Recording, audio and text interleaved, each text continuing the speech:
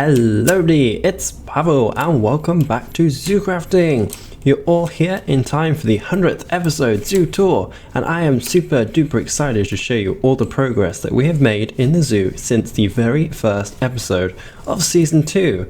So I thought I should just put it out there that this is actually my 205th episode of ZooCrafting in total. That's because season 1 ran over by about 5 episodes, but we ended up losing that zoo, so we're just gonna completely ignore the fact that season 1 exists. I much prefer season 2 anyway, because, well, I much prefer what this house looks like and all the progress that we've made in the zoo.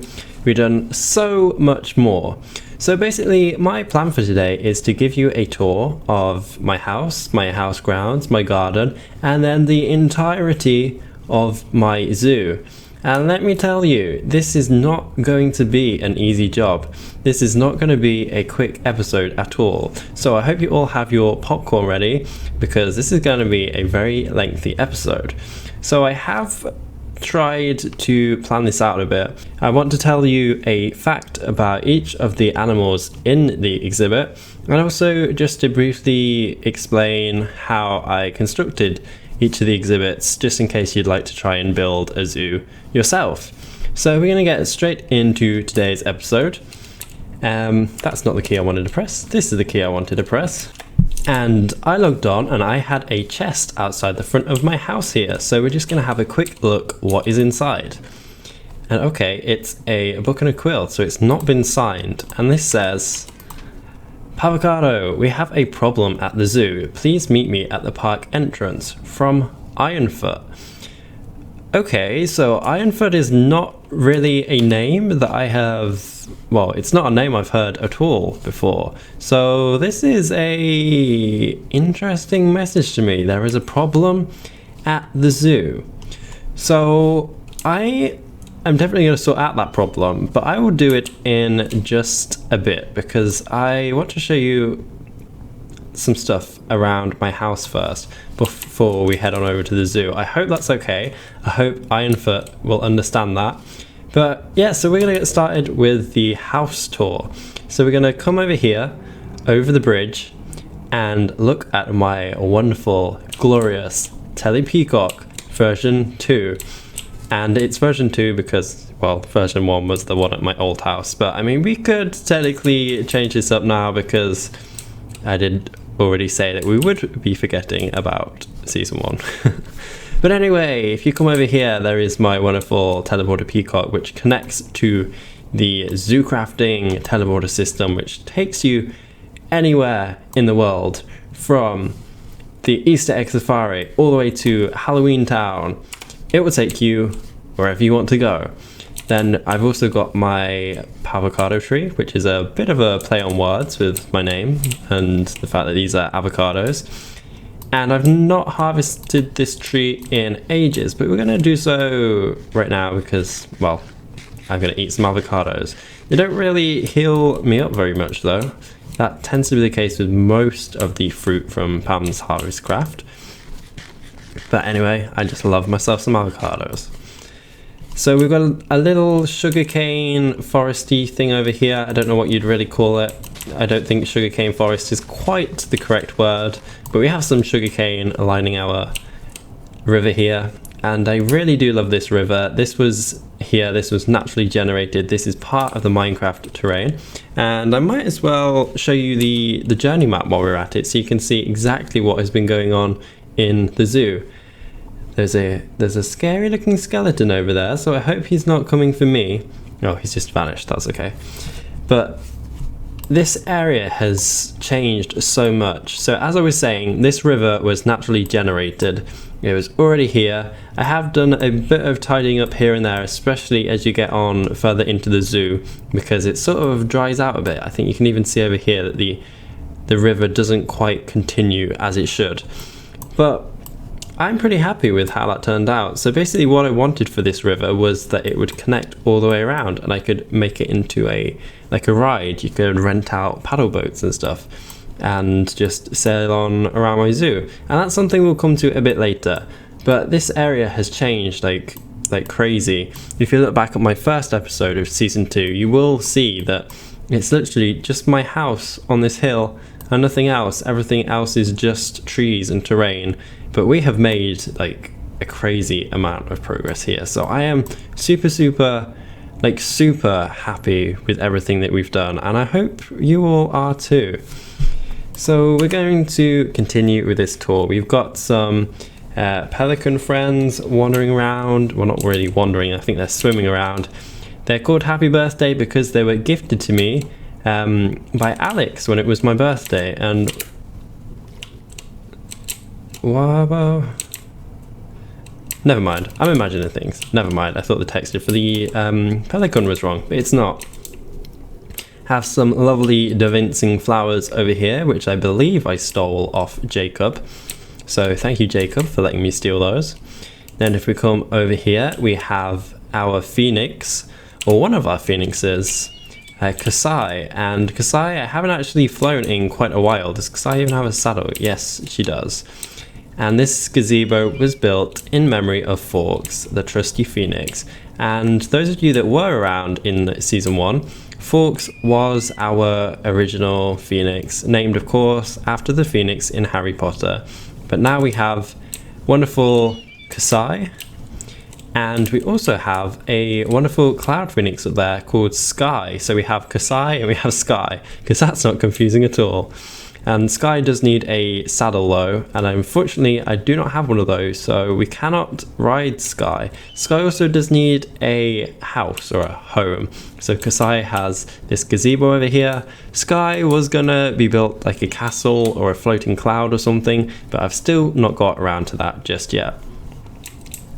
So I've spoken about the sugarcane, the tree, my teleporter, and now we have this wonderful bridge. This was another one of the first things that I built when I got onto the server, and I'm super happy with it. We do have a couple of like DaVincing slabs that make this up, and if you go back and watch my very first episode, you will mention how that I say that I wish I could put carpenter's blocks upside down because it would make my bridge look a lot nicer. And I mean, you can now put collapsible carpenter's blocks upside down, which is pretty cool. So I did try and give that a go, but I'm quite used to how this looks, so I'm just gonna leave it. I mean, don't touch something if it's not broken, right? I'm sure there's a saying about that. Don't touch it if it's not broke. Then we come up here to my house, and I am so happy with how my house turned out. It's amazing. I love the colors. We've got some skeleton planks here. We've got some wither planks, and I just generally love the design that I have going on here. We've got my stables over here, which are also built in the same fashion. But I am trying to make this like a zoo tour and not a house tour, but you can see how long this episode is going to take. But if we wander on inside, I've got my little hallway, I've got my rack of bunny slippers, I've got my little conservatory here with some essence berry bushes that I can pick, and I can pop them all in my little chest here. I've got a table with some chairs. This is actually a custom table made out of DaVincing, but you can sit in these chairs. I've got a ladder that leads up to some upstairs rooms in case you wanted to take a shortcut. The reason why I have these gates here is because if you walk into essence berry bushes, they injure you. Well, they should injure you. Yeah, they do. They do injure you. And I have had a couple of wild animals that have been in my house that wander into my conservatory and end up killing themselves on the essence berry bushes. Katrina, my little maid, for those of you that remember Katrina, being one of them, because she wandered into my essence berry bushes and unfortunately met a rather painful death. But anyway, we're going to get on with the zoo tour. So we come into here and we have my kitchen, which is now fully stocked out with all the latest in kitchen appliances. So we've got pots, pans, saucepans, bowls, mixing bowls, juicers, pestle and mortars. We've got a chopping board, we've got a food processor, we've got an oven, a furnace, a sink with working taps, so you can come over here and you can grab some fresh water. And well, so I thought I should just explain something very quickly. For the past couple of months or so, there has been something causing lag in my house, and I could not figure out what it was. It's been driving me insane. I narrowed it down to, there's one area in the kitchen that you look at and it was just like freezing. And I did narrow it down to the fact that there is an NPC standing here that is invisible, and that was the whole cause of the lag. So I've managed to fix up this NPC by making it visible, but just giving it a blank texture. So now it's not breaking, and now it's a lot less laggy. So I'm super happy that I managed to figure out that problem. It also just gives me free water because it's a bit of a faff having to go and like fill up buckets of water. So I don't really class it as cheating because, well, you need water a lot, and it is really a nuisance to go out and just constantly keep refilling buckets. And then you come over here to another harvest craft invention, and this is the presser, and this presses soybeans rather into tofu and silken tofu. So if I take this out and pop that back in, it will turn the silken tofu into firm tofu. And then of course I've got a chest over here which I just store like my basic like ingredients and food stuffs in.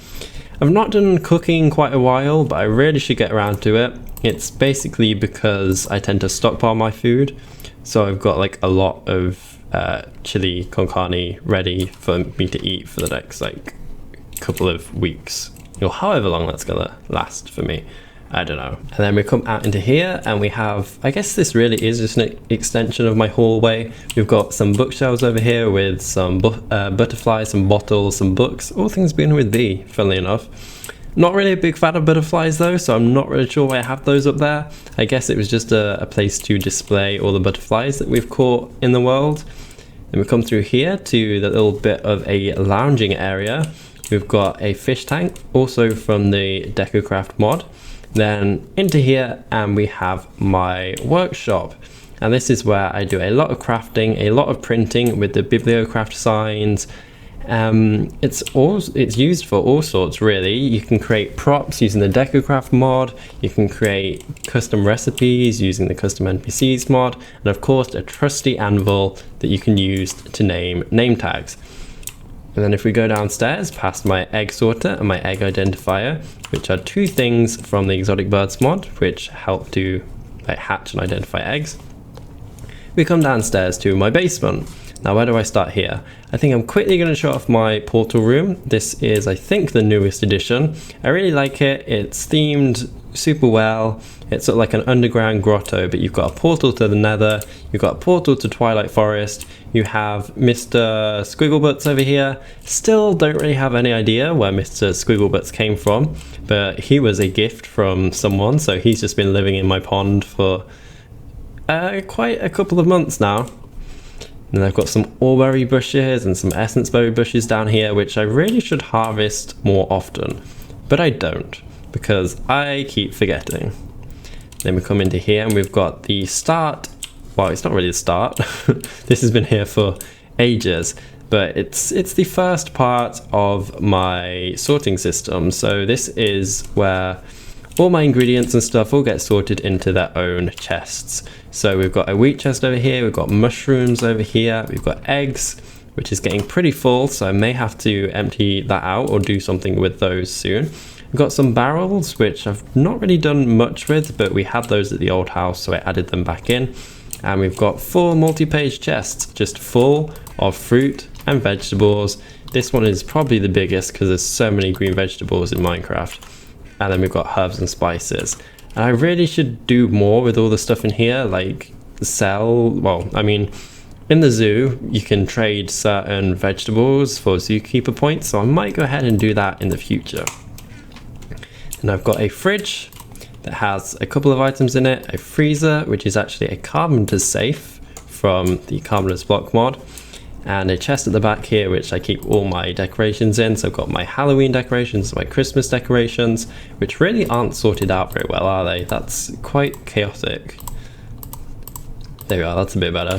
And I've got a chest full of guy shawls, and these are part of the Chocobo mod, which I just forget exist at all, which I really should do more with. And then we get onto like my proper basement, and this is a huge sorting system, which I'll go visit in just a second. You pop everything into this chest here, it will whiz around this sorting system, it will go around, check which item is which, and pop it into its appropriate chest. So you'll see that my gravel and sand chest is full of gravel and sand. and my nether things chest is full of nether items, and my fossils and crystals chest over here is full of fossils and crystals. So I painstakingly went and created this huge sorting system. You will see how complicated it is, but I mean it is quite compact as well, so I'm quite proud of it. But it's this huge like beast, this huge like spider with pipes and stuff, and oh my gosh, it is super complicated. But it basically just like sorts the items into the various pipes and pops them into the chests. So it's not really as complicated as you think, but I'm super happy with it because it is quite well done. And the stuff that doesn't get sorted gets popped into the chest, the multi-page chest over here. And I have done a bit of a spring clean, so there's not much in here, just some oak leaves and some shears, which I can go ahead and pop in the correct place. So we've got leaves up here, and we've got a tools chest up here. And then we've got some furnaces, and finally downstairs we've got another teleporter system. This is actually part of my zoo teleporter system, and it would basically take you to all of the zoo places. So you've got the Oriental Gardens or the Staff Lounge or Tropical Zone, which apparently seems to have duplicated itself, which I'm gonna have to sort out a bit later. But we'll head on back up to my main house. We'll go up here through this trapdoor to my kitchen. I hope you all recognize that. And then we'll go upstairs. We'll have a quick trip upstairs. Not really much up here, just a couple of bedrooms. So I've got a bedroom over here, which is home to a villager which sells safari nets. And I've got a computer in there as well. I've got my bedroom over here, which also has a computer. This is my bed. Got some more chests around here. I had a armor stand which did have some camouflage armor on it, but unfortunately we've got rid of the primitive, I can't remember what that mod was called, like primitive mobs mod. It's quite a mouthful to say, but they used to have some camouflage armor on there, but we removed that mod, so unfortunately that has deleted itself. Then I've got an ensuite bathroom as well, so I've got a nice little shower, got a toilet and a sink, and of course some toilet roll, which funnily enough I don't have to restock as much as I do in real life. So we'll close this. We've got a enchantment table over here. This is one of the advanced enchantment tables, which is capable of custom like enchantments. So you can do, let's see if I've got an example. You can pop in, say, a diamond axe, and you can specify what enchantments you would like on that axe, and you pay some experience. So for example, if I wanted to add smite 3, I'd need more than 12 levels, and unfortunately I don't have enough, so I can't do that. I've not really used this in quite a while, to be honest with you. I really should. And then of course I've got some brewing stuff up here. Really should bring that nether wall up. I've got a random book over here. What's that? Silk Touch. That would come in useful. That really would come in useful. And then we come up here and I've got my artifacts room full of all my various trophies that I've collected from around the world. Sometimes there's a bit of a visual glitch with them. They don't like rendering colors correctly, but you can like use these items. So I've got a flaming iron wand of lightning, shoots fireballs when used and causes lightning when interacting with entities. And then if we go through here, just got some more storage. Got a crate full of the wither and skeleton planks, because those aren't really things you can get in survival. You need a special mod that converts mobs into trees, and I don't know about you, but I've never defeated the wither in Minecraft, so I've had to sort of not really cheat those in, but because my house is made out of this material, I may need to use it to expand and whatnot. And because I did lose my old zoo, I thought, yeah, let me have it. And then up here we have a little family of pigeons which trade seeds for string and sticks, because those are some useful materials that I can use around the zoo. So string is useful. I'm sure I've used it before. We definitely need it for like wool and stuff, and sticks can be used to create carpenter's blocks. and they managed to fly in because this window has disappeared. But I mean, they're not causing too much damage, so I have let them stay. And I think that is everything in my house. We're gonna have a quick trip to the garden, and then I promise you we will get onto the zoo. We'll get onto the bit that you've all been waiting for. So we'll come out this way, and I guess we'll start over here. We have some aviaries, and not aviaries, we have apiaries rather. I was going to tell you the difference between an apiary and aviary, and I've already messed it up. So we have apiaries, and that's the fancy name for a beehive. So you can come in, and in fact we'll harvest this up right now. We're going to gather this, and we'll do it to all of them as well. So we'll just gather all the honey, and we've got more bee grubs and queen bees, and we've got another one over here. And you can take these queen bees and you can turn the queen bees into royal jelly. So we'll do that for each of them. And then you can pop those back in with a bee grub, and it replenishes the queen bee. Like so. So you can basically have a constant supply of honey. And honey is good because you can use it as an alternative to sugar in certain recipes. And I'm just going to pop the bee grubs in there because I'm not sure what else to do with them. So most of this garden is full of bushes and crops that I can harvest. It's got a lot of integrations with, what mod is this from? Let me just check real quick. The AgriCraft mod. So there's a lot of stuff that's compatible with that in my garden. So you can analyze certain seeds and create compost and all sorts. But I've not really tinkered around with that much, but I definitely will. And we've got some cookie bushes from the ZooCrafting Discoveries mod, which is also available if you would like to download that. I will pop a link in the description. But this is just a bush which grows cookies. So 100% natural. I'm not sure if they would be vegan or not because these cookies do look like chocolate chip, but as soon as they have grown off the bush, I'd say that would be okay. Then I've got a little family of squickin. I'm pretty sure when Seri gifted me these squickin, I did only have one, but they have managed to clone themselves, but not entirely sure. And I've got some onions over here. I've got a chicken coop over here with only one chicken by the looks of things. Perhaps all my other chickens have escaped. That's a bit weird. And I've got a bit of a pumpkin farm. Oh, I think they're all my chickens. They're stuck in that fence there. Got a little bit of a pumpkin farm, and then we'll come out this way to my big fruit tree. So this is a tree that has all the different fruits in Harvestcraft on it, and it's such a pain to harvest that I rarely ever do, but it's got some like exotic fruits as well that aren't really that easy to find in the world, so everything is there. You also have a cinnamon tree over there that is useful for cooking as well. I've got a friendly little Mimiji that goes around and harvests all my crops for me. It will pop all the crops into this chest here, which leads into my sorting system as well. So that's what this lever here is doing, is making sure that all these items go into my sorting system and get sorted. It's the same over here with my huge garden full of like all the other Harvestcraft plants. We've got so many over here.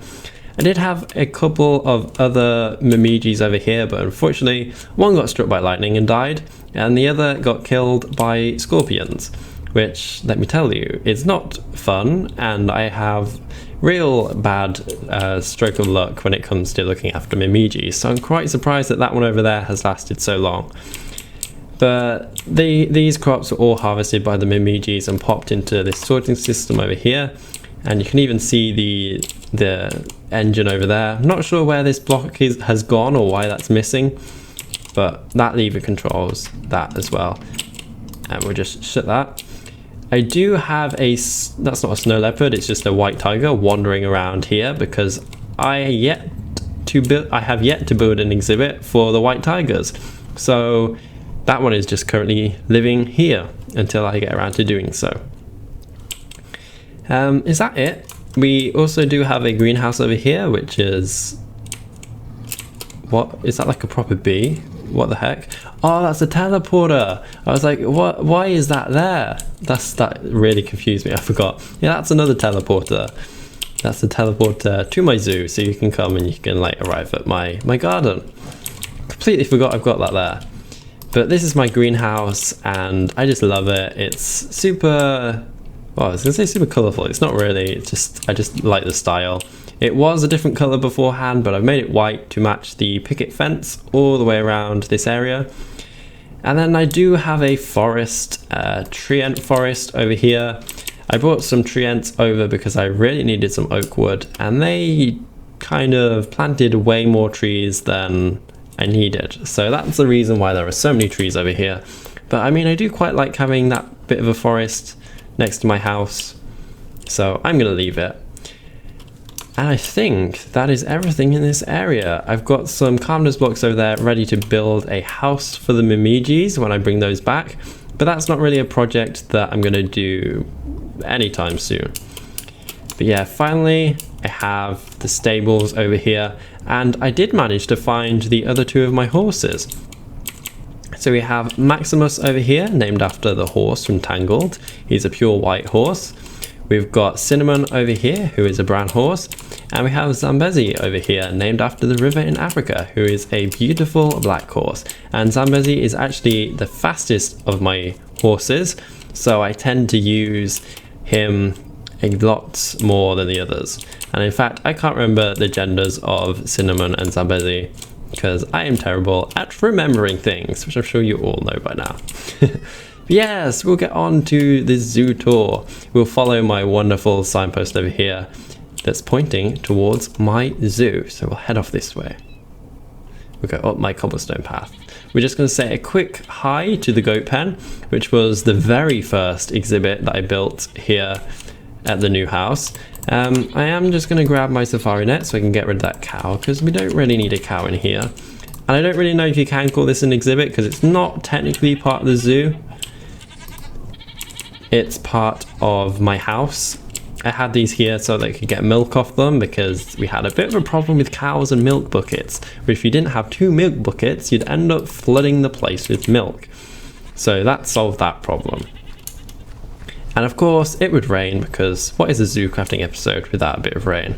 But we'll follow this lovely dirt cobblestone path towards my zoo. And oh, we have someone here by the name of Ironfoot. So that's who Ironfoot is. So let's go have a quick chat with Ironfoot. All I want to say is I'm so sorry that it took so long for me to get here. I didn't realize how long it would take for me to do a house tour. I really hope you can forgive me, and I hope that whatever urgent news you had wasn't that urgent. All I can say is I'm sorry, but yeah, let me have a quick chat with you. So, hello Pavocado, my name is Ironfoot Mark III. I'm a prototype created by Banana the Disco Sheep. Oh, okay, so that's who you are. So I've got two options here. So I can say, nice to meet you, Ironfoot, or I can't talk right now, let me pass. So I mean, yeah, he does have some urgent news to tell us. So nice to meet you, Ironfoot. There has been a problem reported in the zoo. The sheep require your assistance. So Banana the Disco Sheep, as it says there, one of the disco sheep. So the disco sheep require my assistance. So I can say, oh, what sort of assistance? Oh, I can't help, I've got a zoo tour to do. And I mean, I do have a zoo tour to do, but I can't just decline helping the disco sheep. I can't do that. So, oh, what sort of assistance? So let me set the scene. Mint the disco sheep has been looking for a donor zoo to supply us European wolves. That is very true. I went to see the disco sheep a couple of episodes back because we need to fill in the European wolf enclosure. A zoo kindly fulfilled this offer and sent a pack of wolves to us late last night. As there was nobody in the zoo at this time, it was down to the disco sheep to check the wolves into the rescue centre. As I'm sure you are aware, wolves are not sheep's friends. The wolves managed to escape and ran off through the zoo. Oh no, that's terrible. I hope that none of the sheep got hurt. No, the disco sheep are safely barricaded into the rescue centre, so thank goodness. They have blocked off the teleporters so they can only be accessed by human and bovine hands, just in case the wolves figure out how to operate them. I was programmed by necessity as Banana the Disco Sheep could not tell you this in person or in sheep. We really need your help to gather up the wolves and make the park safe again. So I mean, I could say I don't have time for this, but that sounds like a very important problem. We can't have wolves wandering around the zoo. I mean, just what if they attack some of the NPCs or get into the other exhibits and start eating the animals? We can't have that. So count me in. How can I help? The chest next to me contains equipment you will need to catch the wolves. I'm unable to teach you how to operate tranquilizer darts, but I'm sure you will figure it out. And I mean, I definitely know how to operate those tranquilizer darts. Ben taught me well. So please hurry and gather up the wolves. They could be anywhere. There should be 12 in total. So I'm going to say, I'll do it. So you can count on me, Ironfoot. I will make sure all those wolves get caught. So we're going to have a quick look and see what's in this chest. Okay, so let me just make a bit of room here. We have 12 bones. We have an NPC wand. We have 32 tranquilizer darts and an iron blowpipe. And I do indeed know how to use these blowpipes. I got nothing to demonstrate it off to here, and I definitely don't want to fire this tranquilizer dart at you, Ironfoot.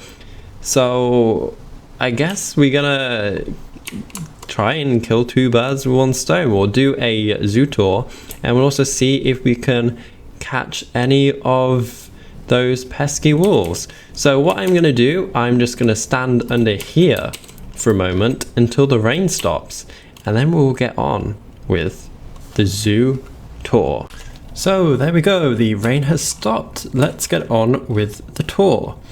Okay, so where should I begin? I think we'll start with the, well, I didn't actually point out the park entrance, did I? So should I go ahead and just quickly show that? We'll go this way. So this is the park entrance, my sign that says Pavo Zoo. This was all done in the DaVincing mod that we have on the server, and I've actually got a link to a speed build where I built this sign, so I'll pop that in the description if you want to go and have a watch of that. I also have a couple of other videos where I've built other signs with stuff around my zoo. I really should use that mod a bit more often though. I've not created a sign like that in quite a while. I was thinking about adding one for the bat caves and also for the Doggie bakery, which we'll come to a bit later on in the tour. So we begin at this area of the zoo up here, and if you come over here, there's a little like fenced off hedge area, and if you wander in, you can have a little view at some frogs. Well, you should be able to have a view of some frogs that are in there. I don't know if you can see, you've got little green froggy there, which seems to be stuck under the lily pad, but don't worry because these are actually custom NPCs, so they won't drown. Well, I hope they won't drown anyway, but they'll be bouncing around in there and they seem pretty happy. Well, I hope they are anyway. They are actually poison dart frogs, so we don't want to let those loose around the zoo, but they've currently just got a green texture because, yeah, we're just going to say they are frogs. So you can come through there. There's another tree here. What sort of fruit is this? I think these are pears. There's a signpost over here that tells you where to go in the zoo. So you've got the Outback zone, which is sort of over in that direction, just past the African zone. You've got the Oriental zone, which is along that path down there, which we'll come to a bit later. And then we have the African birds, which are up here. Now, currently we only have one African bird up here, which is the grey-crowned crane. I don't know why I didn't put the grey part on the sign, maybe because it didn't fit, but that's a bit of a misinformation. That's a bit of a misguided sign. It's not actually telling you the correct animal that's in there. So I'm terrible at pronouncing these names, by the way, but the binomial name for crown crane is Balearica regularum. The mass is 3.5 kilograms as an adult, their height is 1 meter, their lifespan is 22 years, and I'm going to mention this a lot throughout this episode, but the lifespan for animals when they're in captivity tends to be a lot longer than when they're in the wild, just because they have access to antibiotics and medicines and stuff if they get ill, and also the fact that they're not being hunted, so they don't get killed. And I don't know if you've noticed, but we do have a wolf loose in that exhibit. So I'm going to get my blowpipe ready. I'm going to see if I can sneak up on it and see if I can dart it without it seeing. And that is a very noisy crown crane over there. Please don't see me. Please don't see me. Can I open this? And then, oh. Okay. Now that shouldn't have injured it, but it's gonna make it angry. So what I'm gonna do, that's not what I want to do, is this. And that should make it so that the wolf will now follow me, and we can take it to the correct exhibit.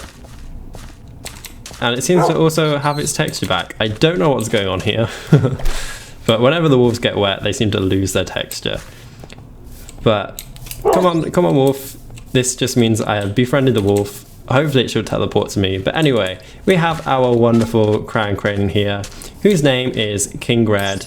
We only have one at the moment, unfortunately, because King Red does not like laying eggs.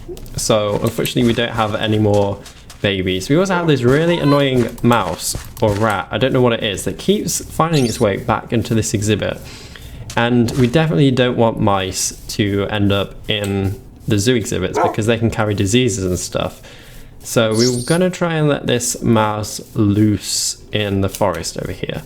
So hopefully it can make a new home over here away from the crown cranes. And I really hope that that did not just scurry back into the exhibit, because that would not be good.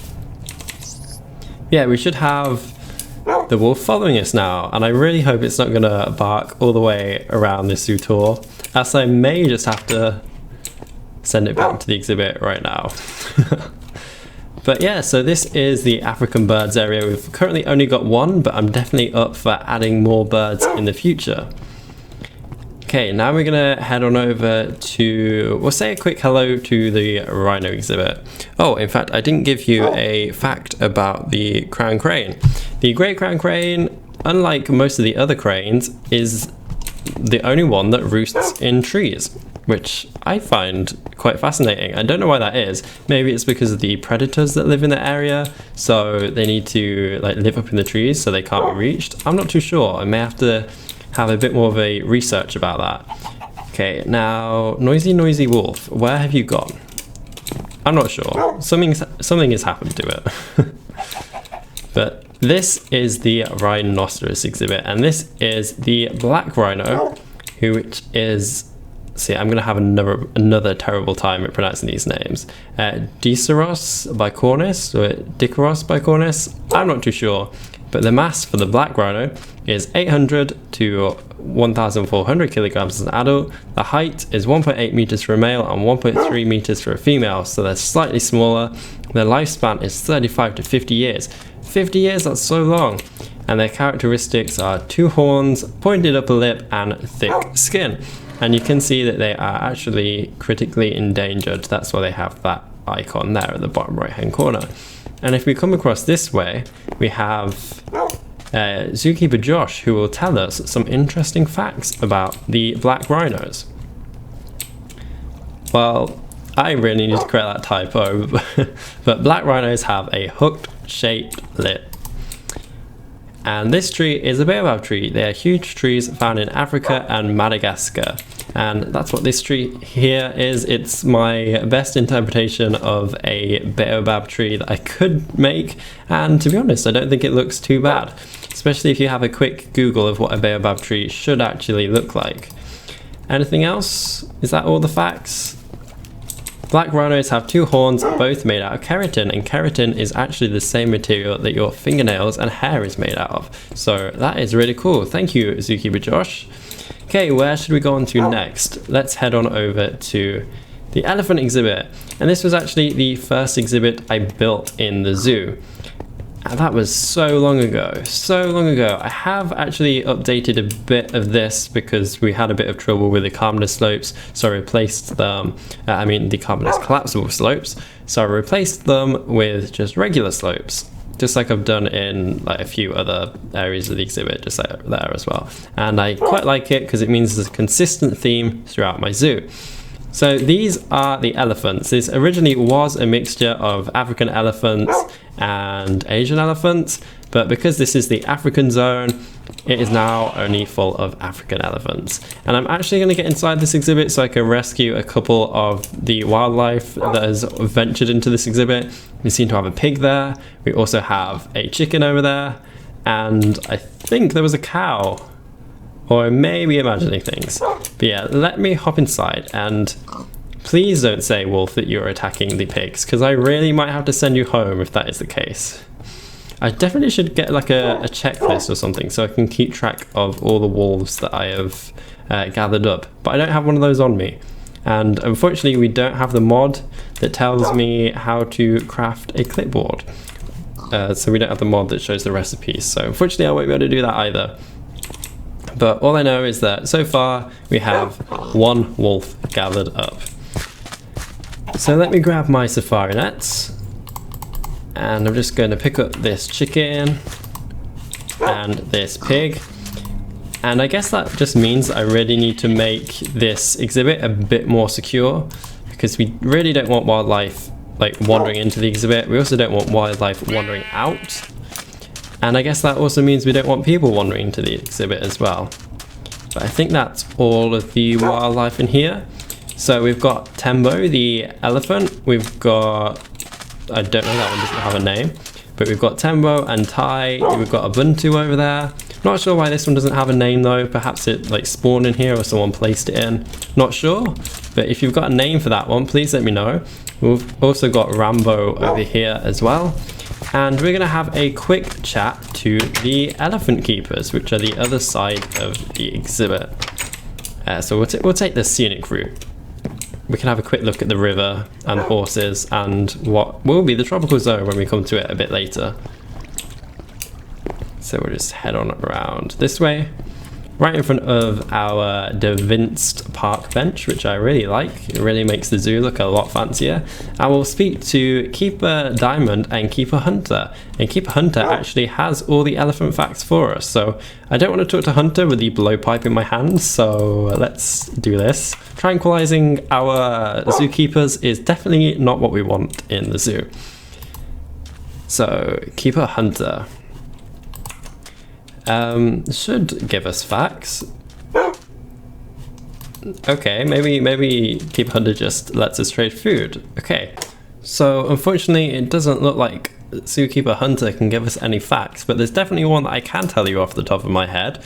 So the way that you can tell between an African elephant and an Asian elephant is due to the shape of their ears. So African elephants have an ear that looks like the shape of Africa, and Asian elephants have an ear that looks like the shape of India, which I think is pretty cool. It's completely coincidental. It's not like the elephants knew the shape of the country and like grew ears to relate to that, but I think it's pretty cool. The ears are also used to deflect the heat, so that may have something to do with it. And unfortunately, these elephants don't actually show off that characteristic, but that's just an interesting fact for those of you that want to know. So we shall... I don't know what that was growling, but we shall move on to the giraffe enclosure over here. And we'll have a quick chat to Keeper Simon up here, who should... yeah, so we can trade coins for apples, and we can feed lovely giraffe over here, and we can trade leaves in for Zookeeper Experience and everything. I completely forgot that Zookeeper Experience was a thing. We definitely should get on top of that. I don't know if I've got anything to feed you right now. I don't believe I've got any of these leaves. Do I have any apples? Oh, I do. I've got some apples. So I can feed our giraffe here a couple of apples. We can get some Zookeeper Experience from that. Look at that. 3 apples. Okay, so we're going to read this sign over here. We have the Nigerian giraffe, Giraffe camelopardus. And this is often a very common quiz question, which is, what were giraffes originally known as? And if you learn anything from this video, I want you to know that giraffes used to be called camel leopards, or camel leopards. I'm not sure how to pronounce that, but camel leopards. And that's because, well, they look like camels and they've got the pattern of a leopard, so that's where that name came from. So we have the Nigerian giraffe over here. Their mass is 1,200 kilograms for an adult male, 830 kilograms for an adult female. The height is 4.3 to 5.7 meters for an adult, which means they are super tall. Unfortunately, these Minecraft ones don't replicate that scale because they'd be huge otherwise, but they are indeed up to 5.7 meters tall. Their lifespan is 25 years, and the characteristics, of course, is a very long neck and legs. They have horn-like ossicones on their head, which are, I don't know if you can see, these things here, these things right here are called ossicones. And if we head down this way, we can actually read a couple more facts about the giraffes. So, did you know giraffes are most vulnerable whilst drinking as they lower their necks to the ground? Giraffe tongues are long and rough, allowing them to rip leaves off thorny branches. A giraffe's heart weighs more than 11 kilograms and beats 150 beats per minute. Giraffes can live for longer without water than camels. And then some more over here. The giraffe is the tallest land mammal in the world. A giraffe's diet consists mainly of acacia leaves. Giraffes sleep for less than 2 hours a day. The maximum speed of a giraffe is 35 miles per hour. Male giraffes usually fight by swinging their long necks at each other. This is known as necking. And baby giraffes can walk within a few hours of being born, which is definitely very important when you are quite vulnerable and you're hunted by predators. So you really do want to be able to walk basically as soon as possible. So it's really cool that that can happen. And I hear another wolf in here, and I believe I just saw it. So let's see if we can tranquilize this one. Hopefully it doesn't see, but if we just do this and oh, okay. There we go. So this doesn't actually hurt the wolves. It's just giving them like a, oh no, I can't even train this one. This is not going well. But yeah, that doesn't hurt the wolves. It just gives them slowness potion. And I can't seem to train that one up. So we're just going to shut that gate for a moment. Actually, I think I know why that may be a problem. So give me a second. I'm going to pop our little wolf friend over here into a soul stone. Hopefully that will let me pick it up. It does indeed. And this should allow me to then tame this wolf. It does, awesome. And this means that I can now pick it up with a soul stone. It does, awesome. Now I can keep track of all the wolves. Why didn't I think of that before? So now I can pop these into my backpack so I can keep track of them. That way we won't have any noisy wolves trying to bark at us or scaring the other animals while we're walking around the zoo as well. So we're just gonna head on into this staff only area. I mean, I've already been in there to grab the wolf, but I sort of want to show you off a bit.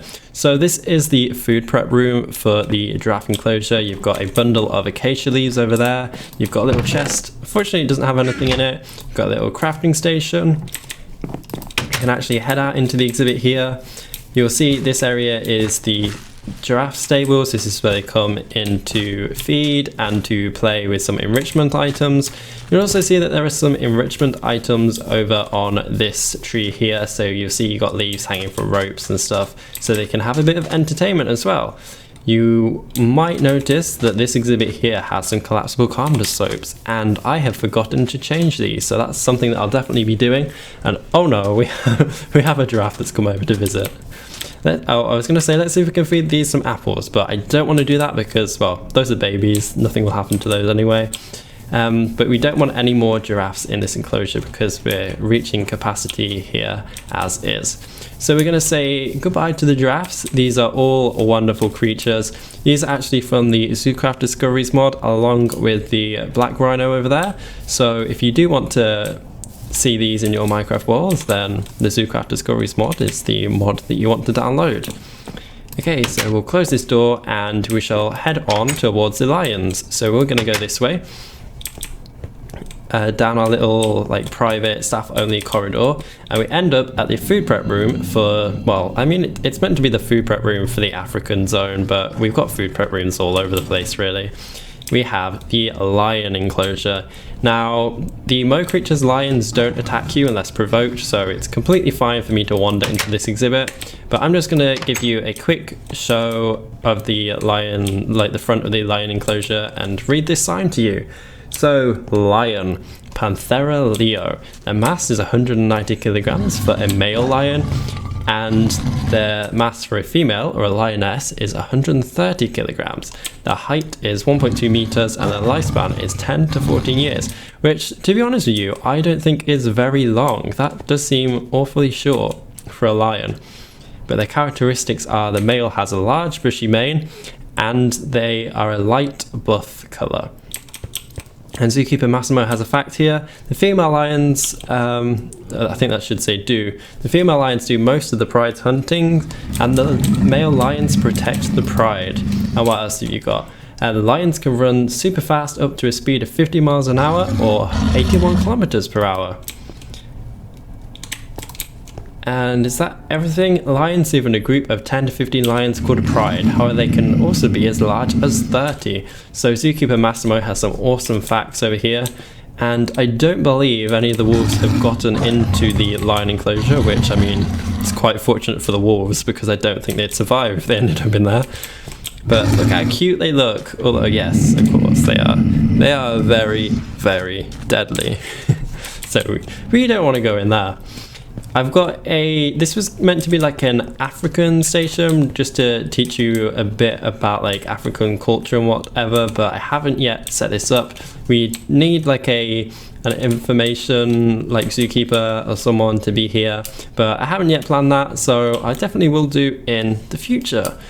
And I think that is all the animals in the African zone.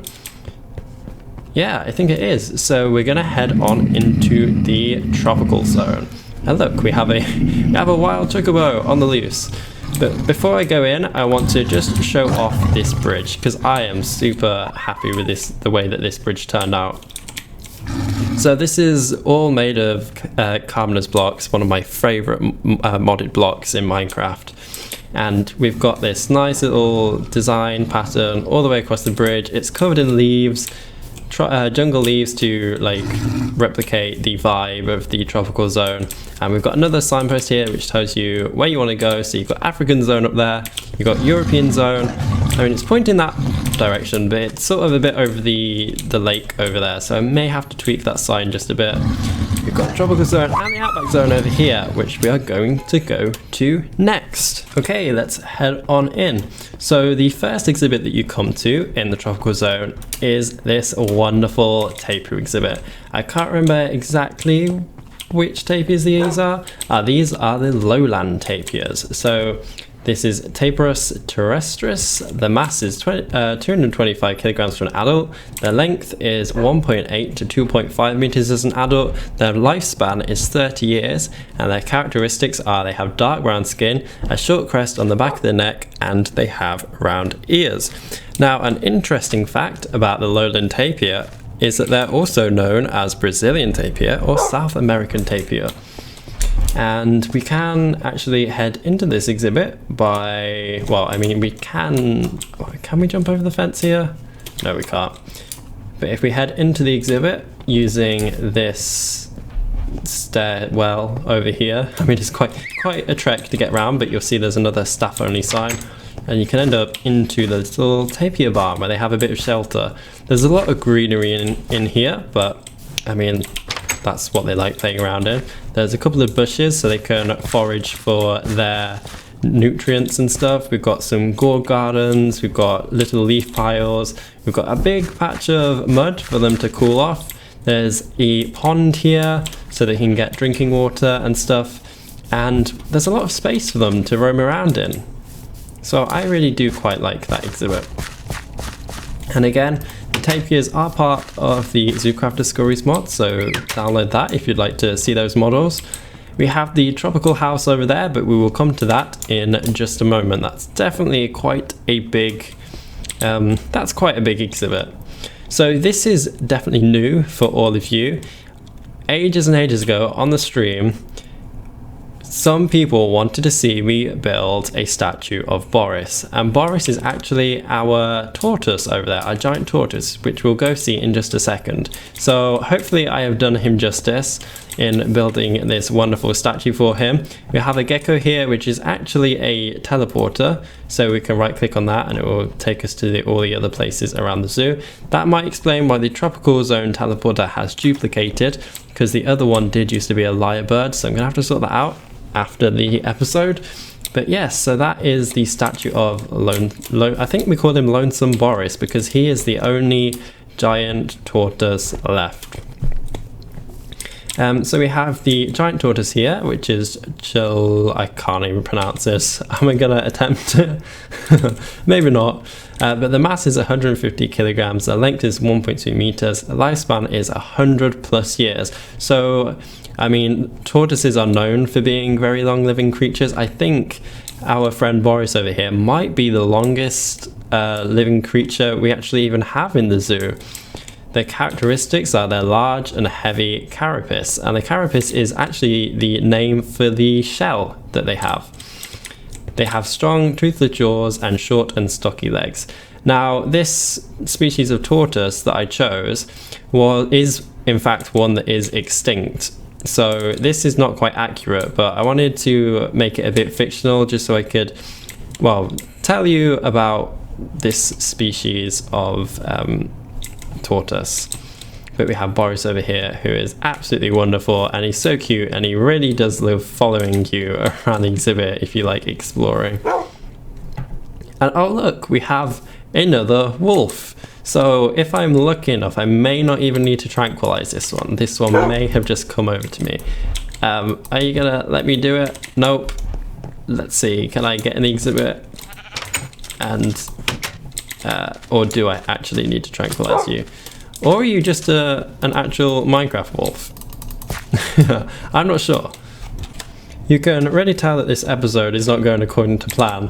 It's whenever they lose their textures, it seems that I can't click them, but there we go, that works. So let's do this, and we'll pop this one into a soulstone like that, and we'll pop him with his other friends.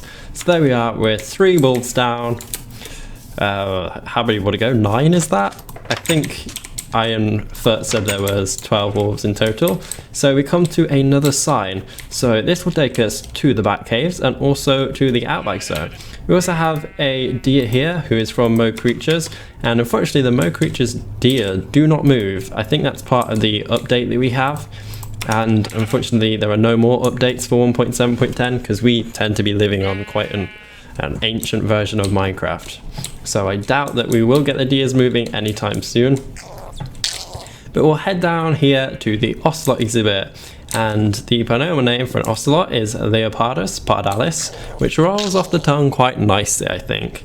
So their mass is 8 to 16 kilograms as an adult, their length is 55 to 100 centimeters, their lifespan is 10 to 20 years, and the characteristics are their medium-sized spotted cat, their tail is striped, and ocelots have 28 to 30 teeth.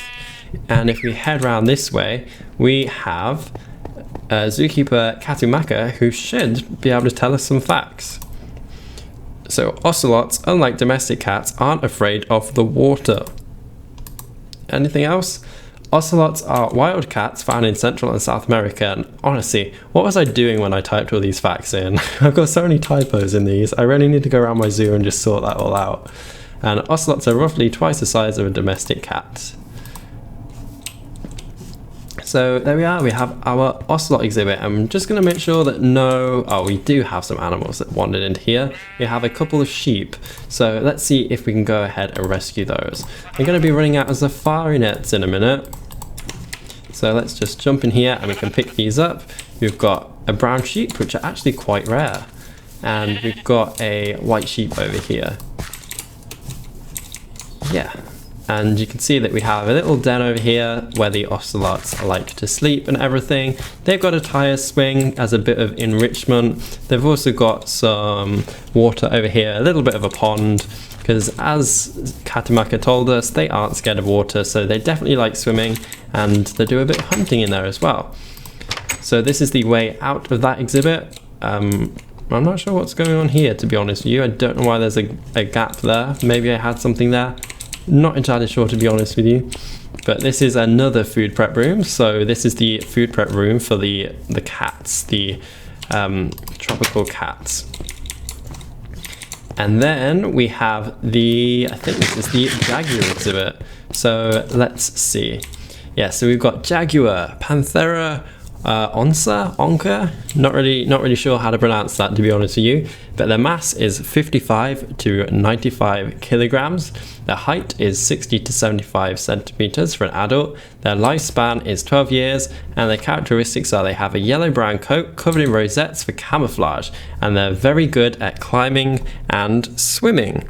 So here are the jaguars, and we have a couple in this exhibit. So I think we've got a mother and her babies.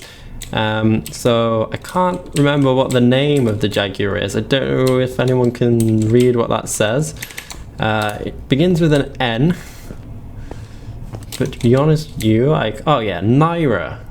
And Naira has a couple of babies as well.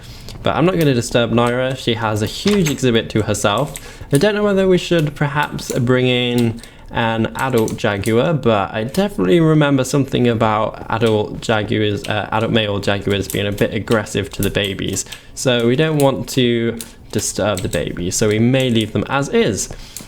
And then finally, in this little area down here, we have the bat caves, and this is probably the most recent part of the tropical area. So you'll see it's not 100% finished either, because we've got this sign which we need to tidy up. We've got, I want to replace this with a bit of DaVincing, but I've not got around to this yet. So we have Zookeeper Hope down here, who unfortunately does not yet tell us any, oh, she does tell us stuff about bats. So the diet of most bats consists of insects, fruit, or nectar. Bats are the only mammal able to fly. And I know some of you are going to mention sugar gliders in the comments, but the clue is in the name there. They don't fly, they only glide. So bats are indeed the only mammal able to fly. They navigate using echolocation, so they produce a sound and listen for the echo. And often, at times, I wish I could be able to do that, but unfortunately, I cannot. So we're gonna head on into the bat caves. You've got to make sure that you close these doors behind you though. And though it may not look like much, it may not look like there's many bats, I will show you a quick trick. So there's a couple of these chests hidden around, and if you go over and you open them, you'll get tons and tons of bats flying around, and this is how you add in the wildlife to this exhibit. So I did have a bit of trouble when I was building this area. I built this a lot on live streams. You will see that the ceiling is made out of a lot of these carpenter slopes, and I really love the effect. It makes it look a lot like a natural grotto. It does look awesome. And we've got a little pool of water down there. It's definitely missing some stalagmites and some stalactites, so I've got to add some of those in. And I thought I might just tell you the difference between stalactites and stalagmites, but since I don't have any here, it's going to be quite tricky. But you can remember it as stalactites, tights hang down from the ceiling, and stalagmites, they might grow up to reach them. So that's a handy trick for you if you like to learn them. There's another way that you can do it as well. So you've got stalactites, which has a C in it, so stalactites, and C for ceiling. You've got stalagmites, G, so G for ground. So there's quite a lot of tricks if you want to remember the difference between a stalactite and a stalagmite. A couple of you have suggested that I could add in some like cave dwelling animals in here as well, like adding some glass windows and putting a couple of creatures behind those. Maybe adding in like a fossil fossil specialist or some sort of rock tradesman down here. I think that would be pretty cool as well. I think this would be the sort of area that we'd get like moles or perhaps badgers, I don't know. I'll come around to that a bit later. But yeah, so this is like a complete like circuit.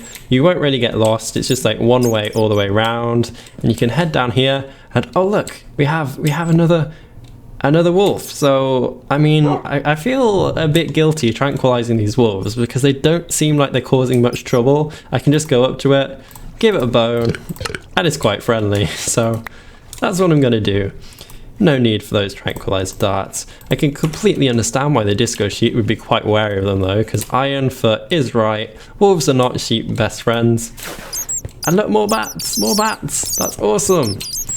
We've got a little waterfall over here. We've got a lily pad bridge, and I just really do love these bat caves. I tried to use some different blocks all the way around, so you'll see that there are areas where there are fossils showing through, there's areas where it's actually andesite and not regular stone, and areas where you can see coal in the ceiling. So I'm super happy with how this area turned out. This was definitely one of the exhibits I missed from the old zoo, and again I think we've made this look a lot better than the last one, so I am super happy with that. So there we are, that's another exhibit down. Now we're going to be heading on over to the tropical house, and I'm going to constantly say it, but all these exhibits are my favourite. I think the tropical house even beats some of the other exhibits, but we're going to head inside and I will show you. It looks like we have an escapee parrot over there, so I may just have to go and grab that. Definitely am running out of safari nets here though, so I may just go and let loose all of the wildlife into the forest over there. So yeah, that's what I'm going to do. Let's do it away from the wild boar though, because we don't want to be attacked by the wild boars, because those things are quite aggressive. They really are quite nasty. So this area over here, this whole expanse of land, all used to be jungle forest, and I know it's a bit bad. It's quite ironic that we've deforested an Amazon zone to build an Amazon like rainforest house, whatever you want to call it, a tropical house. But I mean, it's Minecraft. We plant. Oh no, that's not what we want to do. It's Minecraft. We planted various other trees. We're definitely dedicated to conserving the wildlife and whatnot, so I completely think it's fine. And I really should not have let this wildlife go right next to some poison ivy. That was not good. And we've got, nope, the parrot is what we want, the deer is what we want to let go. Are they all touching poison ivy? I'm not sure, but there we are. We've moved them out of this area, and we've freed up some safari nets as well, so let's just pop these things away. Actually, let's make my backpack a bit clearer as well. We can pop all this stuff in. I need to remember to keep these bones out, because if we come across any other wolves, we need to pick those up. And in fact, I'm just going to do this. So, as you can see, the tropical house has another wonderful DaVincing sign on the front. I'm super happy with this. I don't know why though, but when I built it, I chose a really ugly green to use as the outline for the leaves. So I'm not too fond of that. I may replace it, but it's going to be quite tricky because DaVincing is a bit of a hassle, but you never know. I might do. I'm not sure. But we've got a nice little garden over here, and you can sit on this bench just if you've got some tired legs.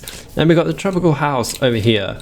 So, well, I mean, as you saw, we had an escapee parrot, so that just proves that this area is not quite secure. I really do need to add in an entrance here, so I was thinking of doing a bit of a angled roof. It's now going to be a bit easier, seeing as we have the collapsible calmness blocks, which can be placed upside down. You'll also see how I have fixed the roof since I last showed off the tropical house. It's got a nice shallow slope now, and I'm super happy with how that turned out.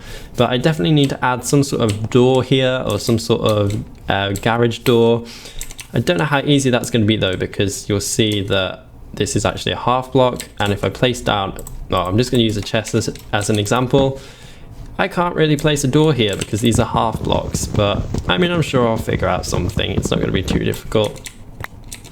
So we're just going to pop those away. But yes, this is the tropical house, and again, it's a huge circuit, so we can just go on like a massive tour, and there's quite a few species of animals in here as well, so hopefully I can remember to tell you a fact about most of them. So we have zookeeper Ethan over here. Power, would you mind getting rid of this chest, please?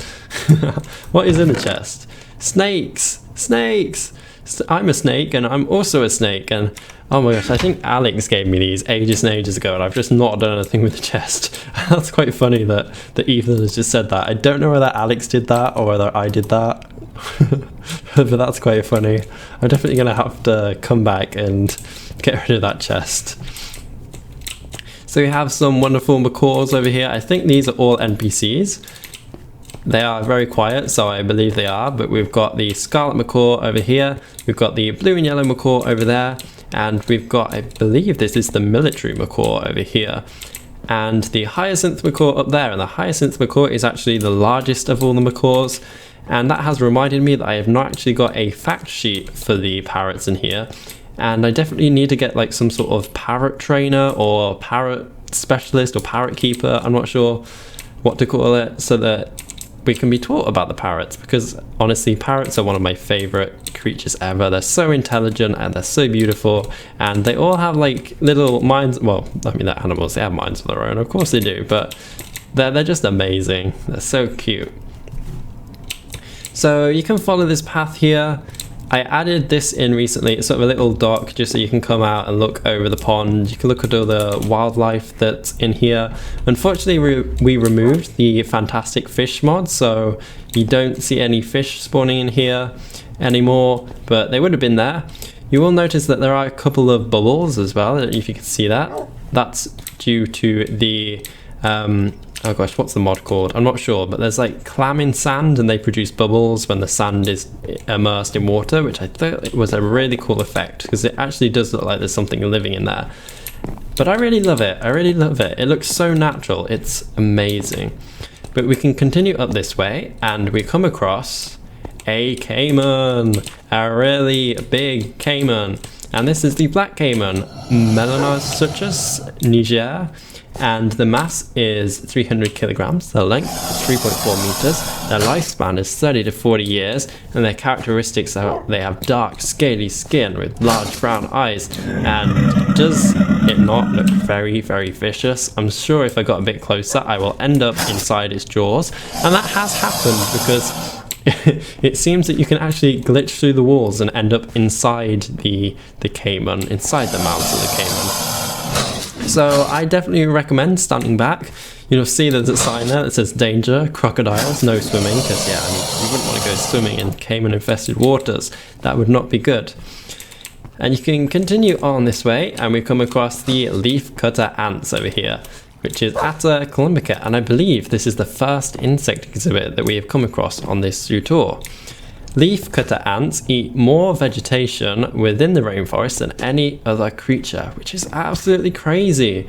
They can carry more than 5,000 times their weight, and if you can see there, we've got a couple of ants. They're like red in color, just wandering along these little DaVincing pieces, and I think they're so cute. They're adorable. And then we can continue along this way. You'll see there's another there's a window here that you can look out over the rest of the exhibit. This exhibit here doesn't really have anything in it. It's got like a gecko at the moment, but I still wasn't sure what to put in there, so it's sort of an empty exhibit at the moment. But we can come over and we have Keeper Moss, who I guess is a zookeeper, but she's a bit more of a plant specialist. She will tell us a load of interesting facts about the plants over here. So you'll see that this says caution, poison ivy, and that's what I had to uproot from out there so that the deer and the sheep and whatnot weren't injured. So we'll talk to Keeper Moss. And Keeper Moss is saying there's some eggs in that nest over there. I want to see what's inside, but I have to stop myself. And I'm not sure. Oh, here's the nest. Ah, there's some hummingbird eggs. That's pretty cool. Anything else? That plant to your left is Toxicodendron radicans, or poison ivy. It can cause rashes, so be careful not to touch it. And I am not going to touch it. I'm just going to stand back and admire it from a distance. And Keeper Moss, can you tell me anything about this smelly plant over here? Can you, please? Yes, the smelly Rafflesia plant to your right actually has no roots. It's a parasitic plant and grows out of a host plant. That's so cool. But yes, these are the really, really smelly plants. And if any of you have played Animal Crossing, this is the plant that grows when you don't get rid of any of your weeds in your village and you let all the weeds grow. That is the plant. Very, very smelly. It attracts a load of flies and the flies get near it and the smell is so overpowering they die and they get eaten. So that's actually a carnivorous plant as well. And I have mentioned it, but I definitely want to add like a poison garden somewhere in the tropical zone. So poison ivy and this Rafflesia plant is definitely, well, they're definitely two plants that I'm going to be adding in.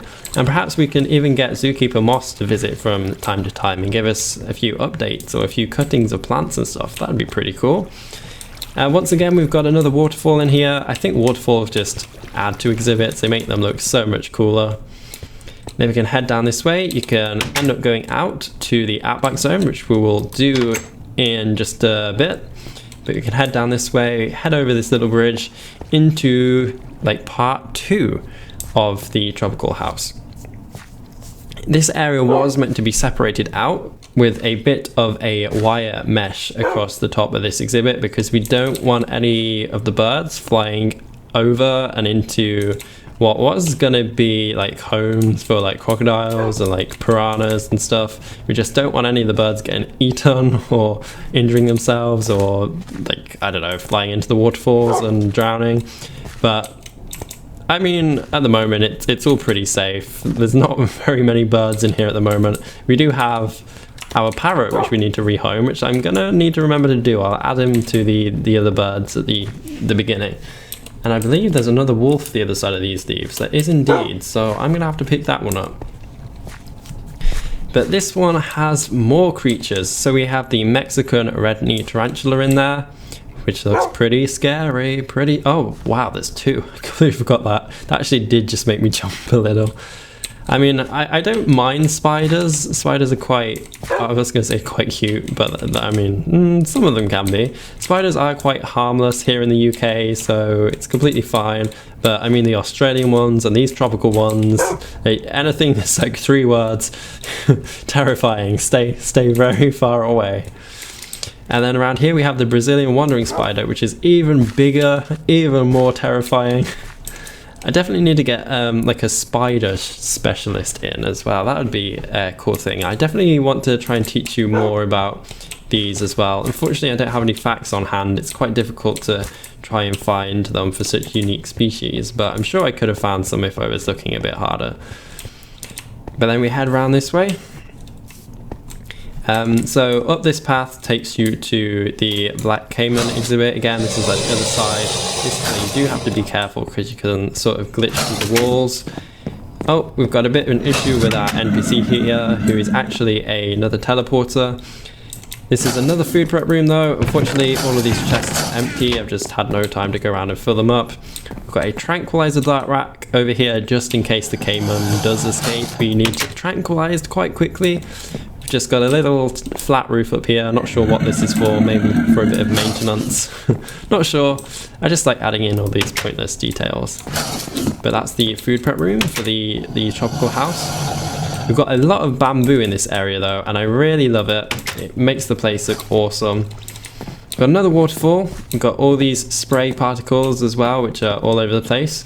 We've got this sign saying red piranha. And there should be a little spider here which gives us piranha eggs. I'm just going to grab a couple of these and I will place these piranha in. And you can see them swimming around like that.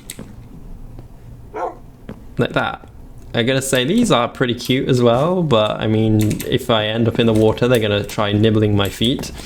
So piranhas aren't actually as dangerous as the piranhas that you see in movies. They rarely flock together like that and completely strip animals of their meat and whatever. They are not that aggressive. So we have, yeah, this red piranha side. We've got Pygocentris natareri, not sure how to pronounce that again, but their mass is 3.6 kilograms, which actually is quite heavy. That's like a sack of potatoes. Their length is 50 centimeters. Their characteristics are they have silver scales with a red colored belly. Females have a more vivid red color than males, and they live in shoals. And shoals is the name for a group of fish. And we've got another wolf over here, so let's see if we can tame this one. There we go. See, these are quite friendly. These wouldn't hurt you. These are harmless. There we go. So we're 5 down, and we have a scorpion over here with some scorpion babies on its back. And honestly, that's terrifying. But this is Tortoise stigmarus. Not sure what its actual name is. It's just got its binomial name here. But there we are, we've got a scorpion over there. And if we head around this way, so we've got another view of the pond over there. And we've got another view of the pond down here. And this is where you'll find the scorpion mud turtles, which are Cainosternon scorpioides. And their length is 9.2 to 27 centimeters. They have a brown carapace. And if you remember, a carapace is the name for the shell of a tortoise / turtle. Their head can be brown, green or black. The scorpion mud turtles, much like all mud turtles, are carnivorous and feed on various aquatic creatures. So if there's any aquatic creatures in these ponds, that would be food for the mud turtles. And I can't actually see it. Oh, here they are. They're all over here, living in the mud. They are quite quick, so I don't really want to scare them. But that's what they look like. They are actually quite cute. Awesome. So I believe that is all the exhibits in the tropical house. Gonna need to remember just to let this parrot go over there. And yeah, I think that's everything over here. So not sure where we should be going next. This is where my plan sort of fails. I think we should perhaps head on over to the Outback zone. So we're gonna just quickly nip back through here. The shape of this exhibit is a bit like a figure 8 though, so that's why I'm going this way around, just because I want to get out this back door here. So we can get out this door and we can go say a quick hello to the Kookaburra exhibit. So the Kookaburra exhibit is actually part of the Outback zone, though I know it's very, very close to the tropical zone. It's here anyway. So we have the blue-winged Kookaburra, which is Dacello lychee, and their mass is 260 to 330 grams, their length is 38 to 42 centimeters, their lifespan is 15 to 20 years, their characteristics are they have blue wings and brown shoulders, and the male has a blue tail. And you should be able to see the Kookaburra over there. That texture was actually made by the wonderful Luca, or Crazy Piglet, on the server. And that Kookaburra has actually been guarding that nest of eggs for well over a year now. So I really hope that they hatch soon. And if we go around the side here, we should be able to see that there is another food prep room. Again, there's nothing in these chests because I've just not got around to filling them yet. But I really like it because each of these areas has like a themed food prep room, and it's just awesome. I didn't realize you could pop stuff in that barrel. Now the shape of this exhibit has changed a bit because I could never decide on what I wanted this exhibit to look like. So that's what it currently looks like. It's probably going to change again in the future. So keep note of that. And then the other exhibit that we have over here, the other bird that we have in the Outback zone, is the southern cassowary. This is another one of my favorite birds, which is Casuarius casuarius. Their mass is 85 kilograms for an adult. Their height is 1.5 to 1.8 meters. Their lifespan is 20 to 40 years. Their characteristics are 2 red wattles, and those are actually the fleshy protrusions that hang down on the front there. Don't know if you can see it. And then they have a large horn-like casque upon their head, which is this other bony protrusion up there, which they actually use for like fighting, defending, cutting through foliage and stuff. And they have 3 toes with a sharp inner claw, and I don't know if I can show those off. Oh yeah, maybe I can. So they have 3 toes, and the middle one is the sharpest and the pointy one. You can also see that there's a couple of these signs all around the place, basically warning you about the cassowaries, because cassowaries really are quite dangerous.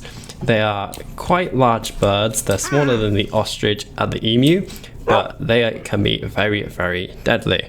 And I don't know if you can see, but we have another wolf in here.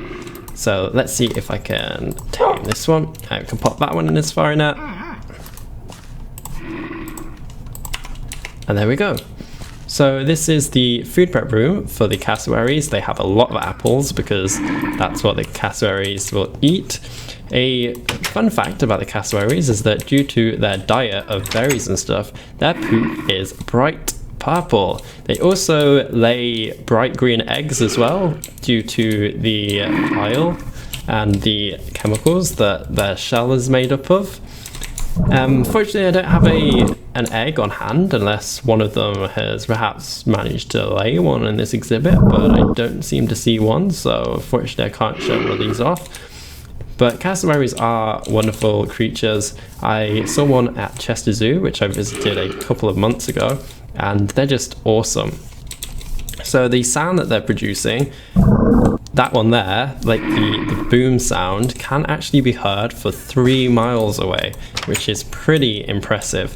So to take from that, cassowaries are very dangerous, so please do not approach them if for some reason you manage to come across one in the wild. But even if you did, they're not that aggressive. They are very territorial though, so just leave them be, walk away, and it should be fine.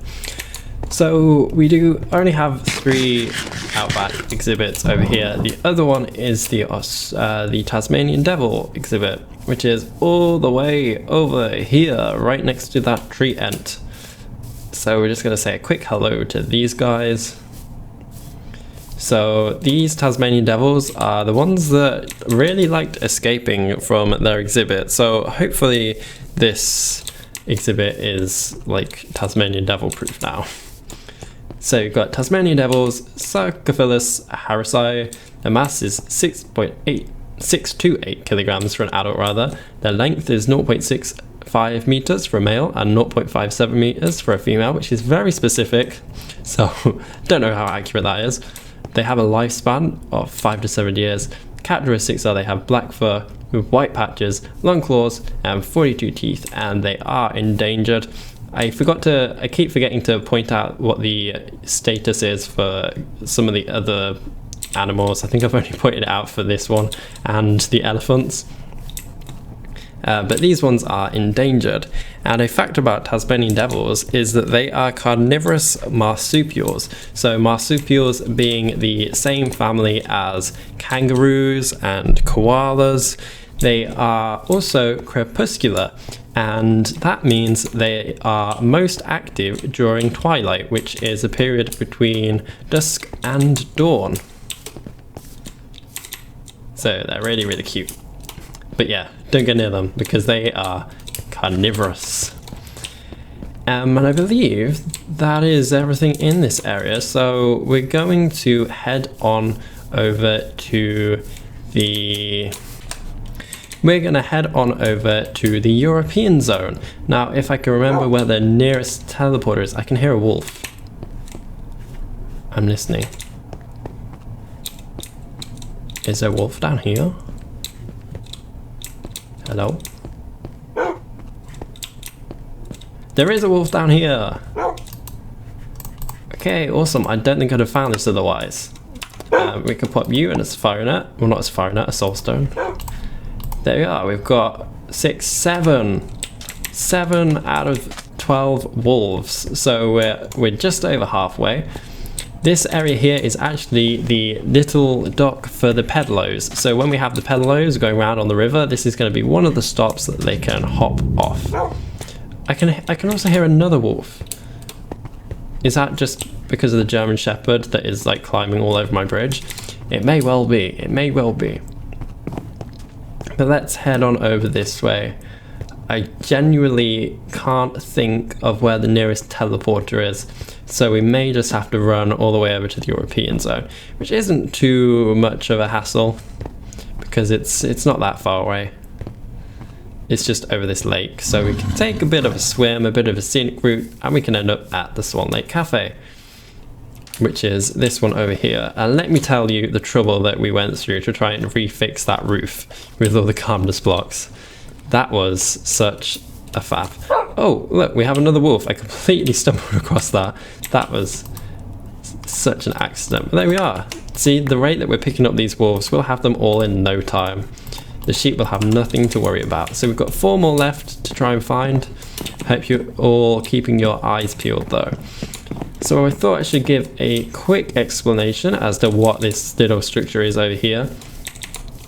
Basically, I have no idea. It was going to be like some sort of water wheel thing, but I don't really think it was in the right place for that. So currently it's just got like these supports. I did quite like the idea that you could ride your paddle boat underneath the building, but I'm not really sure what to put here. I did sort of want to make it like a raised platform so that the top level of the building could meet the top level of the ground up there, but nothing has yet come of this place. There is a little bit of a bridge slash dock over here. It doesn't have like any handrails or anything, so I think it's a bit of a dock at the moment. Nothing really done with that yet. But we can head up here. And here is the Swan Lake Cafe. Here is our teleporter, our little foxy friend over here.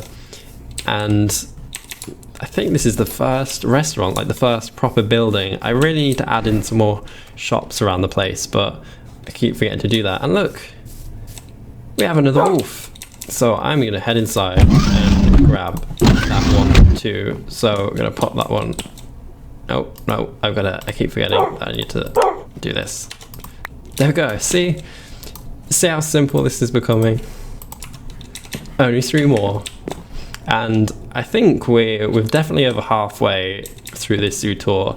We've just got the fox exhibits out the back, and then we've got the Oriental gardens. So I'd say we're about 2/3 of the way. So I hope you've still got some popcorn left. If not, go and get a quick refill. You can pause the video, I'll still be here. Or whatever else it is that you're eating. But yes, this is the Swan Lake Cafe. This is basically the place that you can come and get food. It doesn't really have many people working in here at the moment, so it is quite quiet. I don't think it is open to the public, but after all, the zoo is on alert because we have had some wolves shut down, which is also why it's quite quiet. But you can come in here, there's a little like check-in point, I'm not sure what you call it, where you wait for the server. You can come and you can sit on these sofas while you're waiting. There's a buffet table, there's a place where the waitresses come and pick up the food. If you come in here, we could talk to Chef Rick.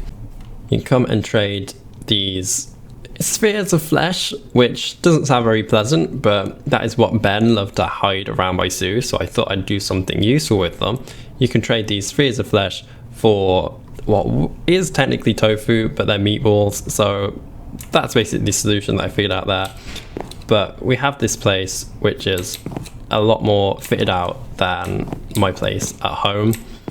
So we've got walls full of herbs and spices and pots and pans and cutlery and stuff. We've got another sink. This one is not working. We've got a mixer, we've got ovens, we've got another food processor, basically got everything, and even a working fridge, which doesn't have anything in it currently, unfortunately. If you come down here, there's a little basement where some of the storage stuff is kept. You can then wander down this huge staircase and end up in some sort of cavern. Now, this is not really part of the Swan Lake Cafe. This was just sort of here so I could have a bit of access to this if need be.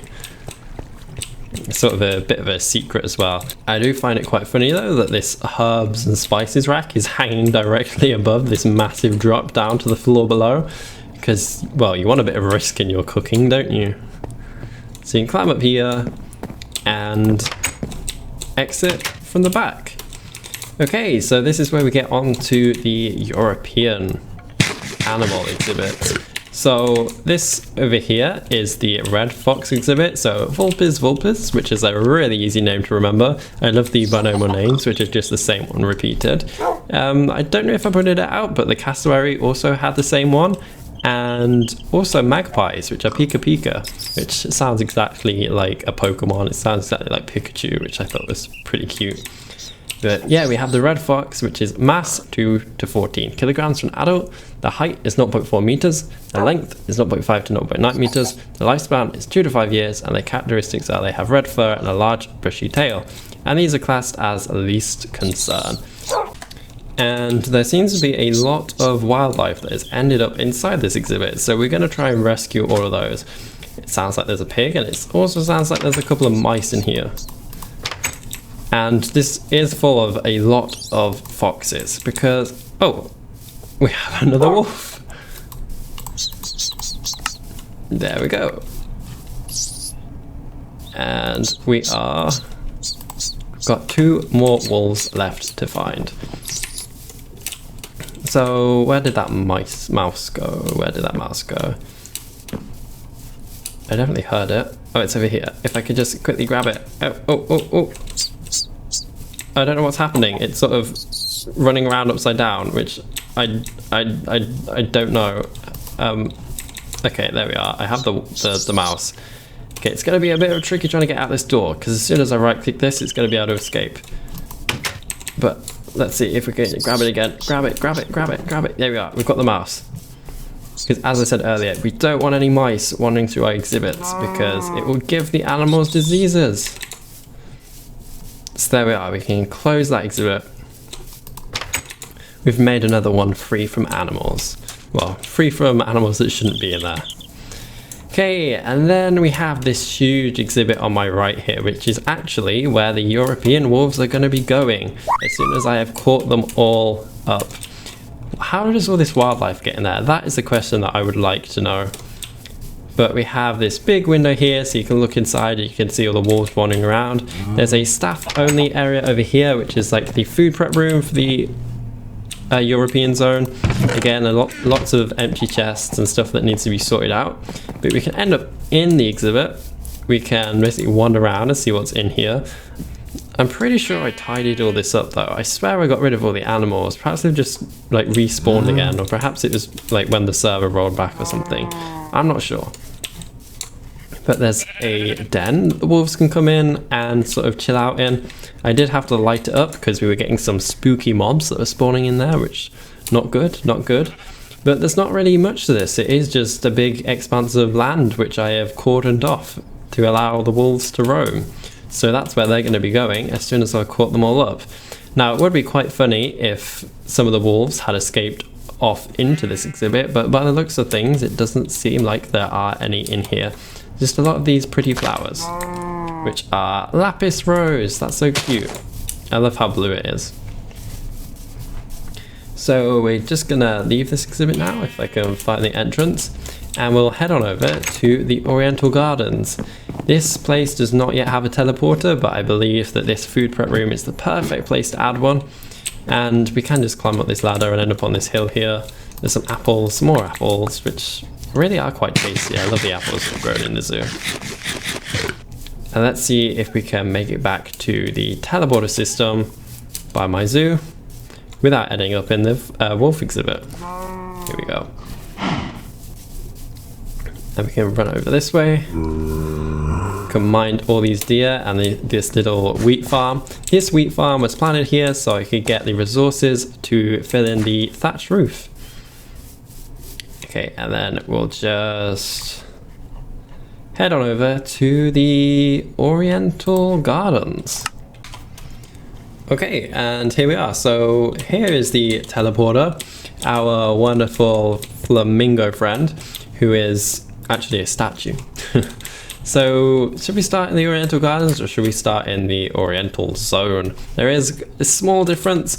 The gardens area is sort of a bit more focused on like greenery and the exhibits being like natural, and the Oriental Zone is much more focused on like walls for the exhibits and like houses and these little pagoda things. But I guess we'll start over here. So we can head in through this door and we end up in the golden pheasant exhibit, which is Chrysolophus pictus. And we have these golden pheasants. So we have the female one over here, whose name is Amber, who is a brown color. We also have Sienna. We have the male ones, which really like getting stuck in these bushes. So we have Dazzle. Now we see how Dazzle is a lot brighter than the females. And that is so the males are like really colorful and really pretty and attractive to the females, and the females are this muted color so that they can hide in the undergrowth and be like camouflaged, and so that they can't be hunted by predators as easily. So these are the golden pheasants, and they are just wonderful, wonderful creatures. These are actually retextured peacocks from the exotic birds mod. Okay, and we'll close that. And if you would like the textures for some of these, the link to a folder containing them is in my description. Okay, so where should we go next? We'll have a quick look at the flamingos. So the flamingos down here, we have so many of them. These are in fact the greater flamingos, or Phoenicopterus roseus. Their mass is 2.3 to 3.5 kilograms. Their height is 1.2 to 1.5 meters. Their lifespan is 30 to 40 years. And their characteristics are they have long legs which let the bird wade in deep water. They have a blunt, angled bill, and they're pink/red in color. Now you may notice that we have a couple of intruders over here. These are not greater flamingos. I'm not sure what sort of species they are, but they're definitely a bit different looking.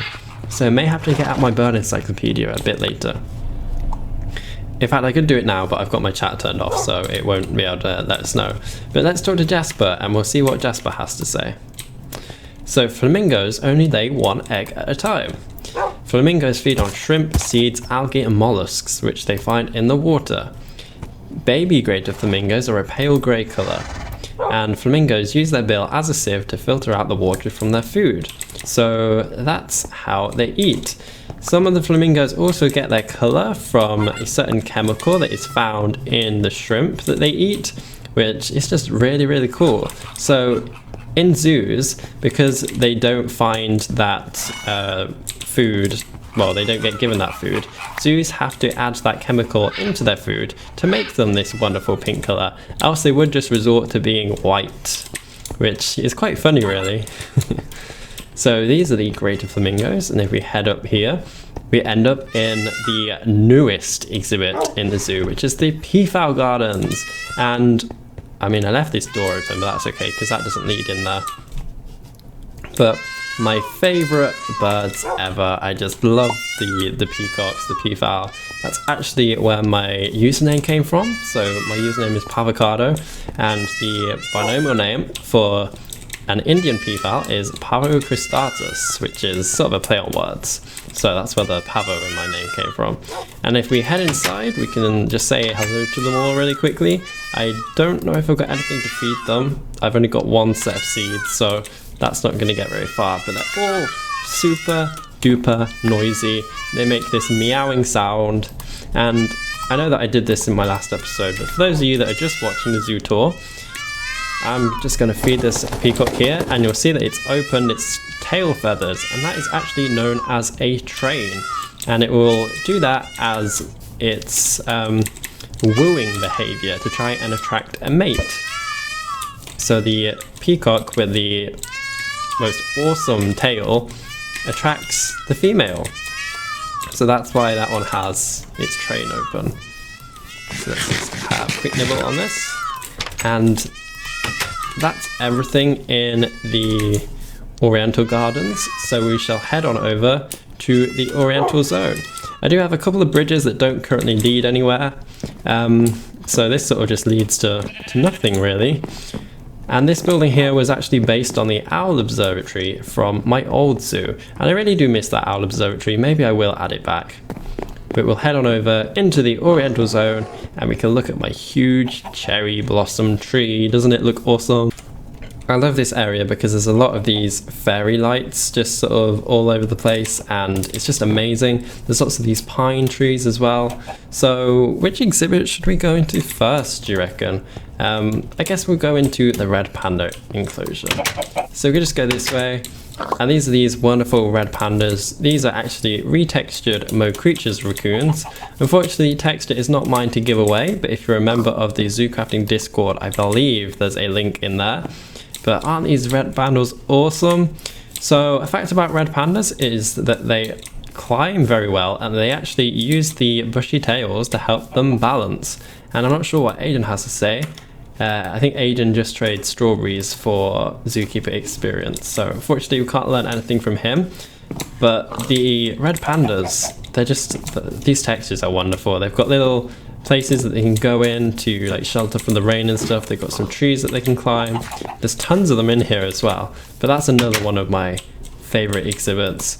I think this was actually the first exhibit that I built in the Oriental Zone as well, so it's one that sort of the other exhibits have had to follow in the design as well.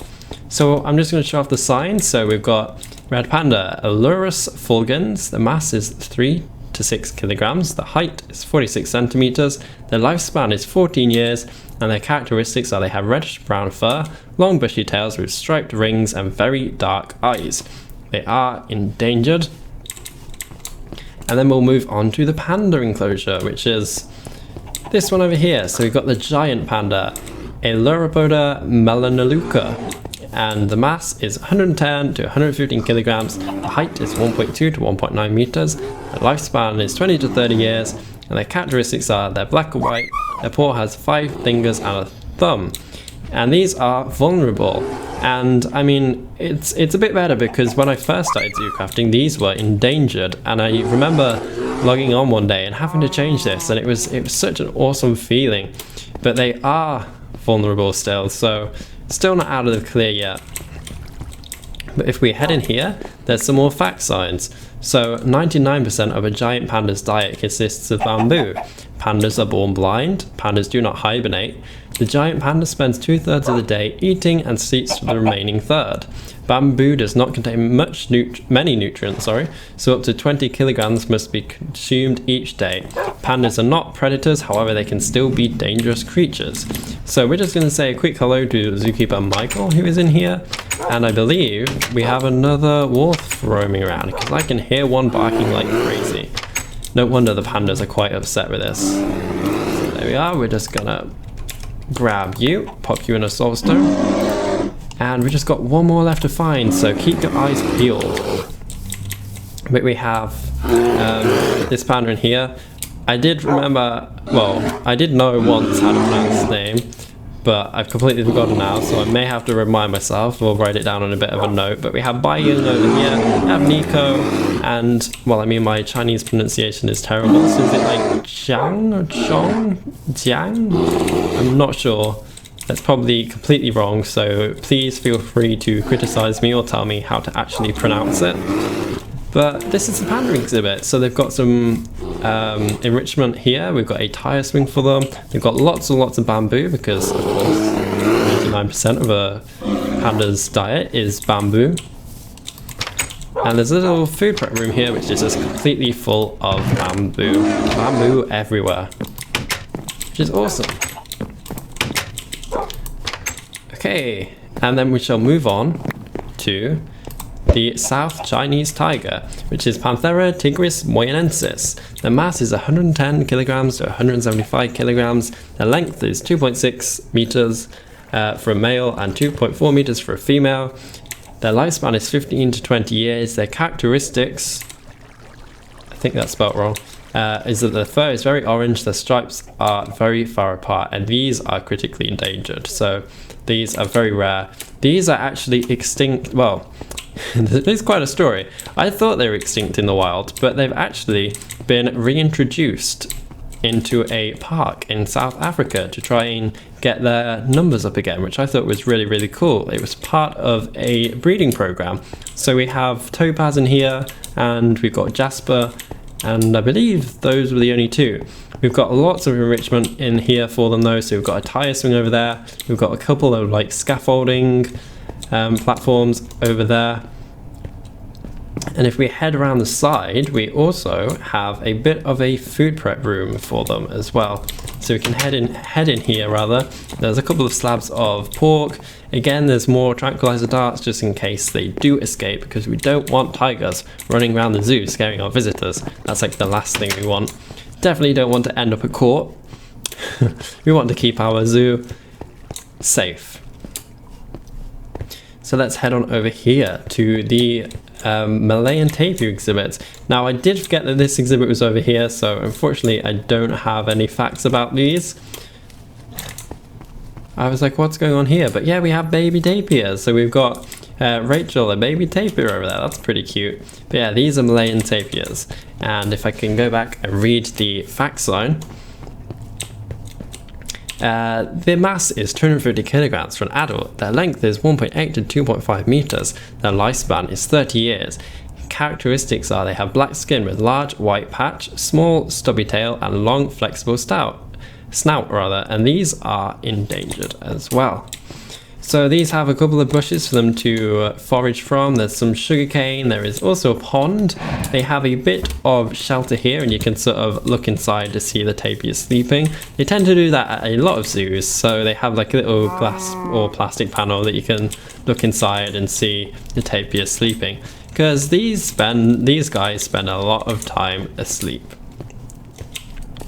So those are the Malayan tapirs, and then we'll move on to the Asian black bear, which is Ursus tibetanus. Their mass is 60 to 200 kilograms for an adult male and 40 to 140 kilograms for an adult female. Their length is 120 to 190 centimeters for an adult. Their lifespan is 25 to 30 years, and they have bell-shaped ears with a white patch on the chest in a V shape. And we can actually head inside. We sort of have to go a bit of a long route all the way around. We're going to pass the Oriental cafe there, but we'll come back to it. I'm just going to have a quick nibble on this chili. So we have zookeeper Emily, who will actually tell us some facts about the moon bears, or the Asian black bears, whatever you want to call them. So Asian black bears, also known as moon bears, are a medium-sized species of bear native to the Himalayas and the surrounding countries, India, China, Russia, and Japan. They are diurnal, like humans, meaning they sleep at night. Moon bears spend most of their time climbing trees and will often rest for short periods in nests 15 feet or 4.5 meters or higher. They will hibernate from November to March in dens such as caves, hollow logs, hollow trees, or steep sunny slopes. They are omnivorous and will feed on insects and beetles as well as nuts, fruit, grasses, and grain. They will live in higher elevations in the summer and will come down to lower elevations in the winter. So hopefully you learned an interesting fact about that. Now I don't know what to do with this book though. Emily, would you like it back? Or should I just pop it in a bin? That is definitely something that this park is lacking. It's definitely lacking some trash facilities. So before we head in there and rescue that chocobo, which is wandering around, we're just going to have a quick look at the snow leopards as well. So Panthera uncia, or yeah, I think it's uncia. Mass is 75 kilograms for an adult. Their length is 0.75 to 1.5 meters. Their lifespan is 20 years. The characteristics are they have long, thick fur, yellow, white in color, black rosette spots on their bodies, and pale green eyes. And they should be somewhere in this exhibit, but I'm not sure where, so we're just going to have to wander in and see if we can find them. Also, not sure why this pumpkin cheesecake is here. Let's just have a nibble of that. I really hope that wasn't Emily's or Chauvin's lunch, because if it was, I'm so sorry. So let's see what you've got to say about snow leopards. So, fur on a snow leopard's belly is 5 inches thick. The snow leopard's tail helps with balancing. Oh, that's similar to the red pandas. Snow leopards live in cliffs and rocky outcrops. And I think that's everything. So thank you, Chauvin. We're going to head inside to this area here. This was going to be where the food prep room was, but I never got around to adding it in. So it's a bit of an empty room. We've got another waterfall, because as you know, I love the waterfalls. But we'll go say hi to the snow leopards, which should be somewhere in here. Yeah, they are. They're sort of hiding in the corner over here.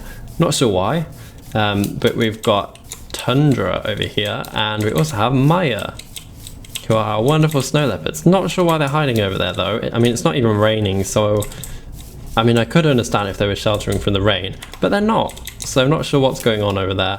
Maybe they're just very territorial of that part of the exhibit. And look, we have a chicken, so let's just go ahead and we'll rescue this poor chicken, who seems not to be able to swim rather. The snow leopards have a little den up here as well for them to live in, because they live in rocky outcrops. And where is that door gone? Here's the door. It's so well hidden, I couldn't find it myself. And then we'll have a quick look in the moon bear exhibit rather. And we'll rescue this chocobo. So hopefully I can fit you into a safari net as well. Yes, I can indeed. And we have Millie over here. And we also have Tony over here, who seems to be trying to escape the exhibit via the waterfall, which shouldn't be possible because there's some invisible blocks stopping him. But yeah, I really do suggest that you don't do that. Then we also have Teddy over here. So we have 3 bears in this enclosure, which, they're all so cute. They're all trying to escape via that waterfall now. What have they got planned? I'm not sure, but let's just leave them to it. And we'll just get out of this exhibit and we'll have a quick look at the noodle bar, or the Oriental cafe. So we'll go out this way. Nope, not that way. How do I get back out? Help, I'm lost. Up this staircase here, and up this way. and we'll head back the way we came, just so we can have a quick look at this here.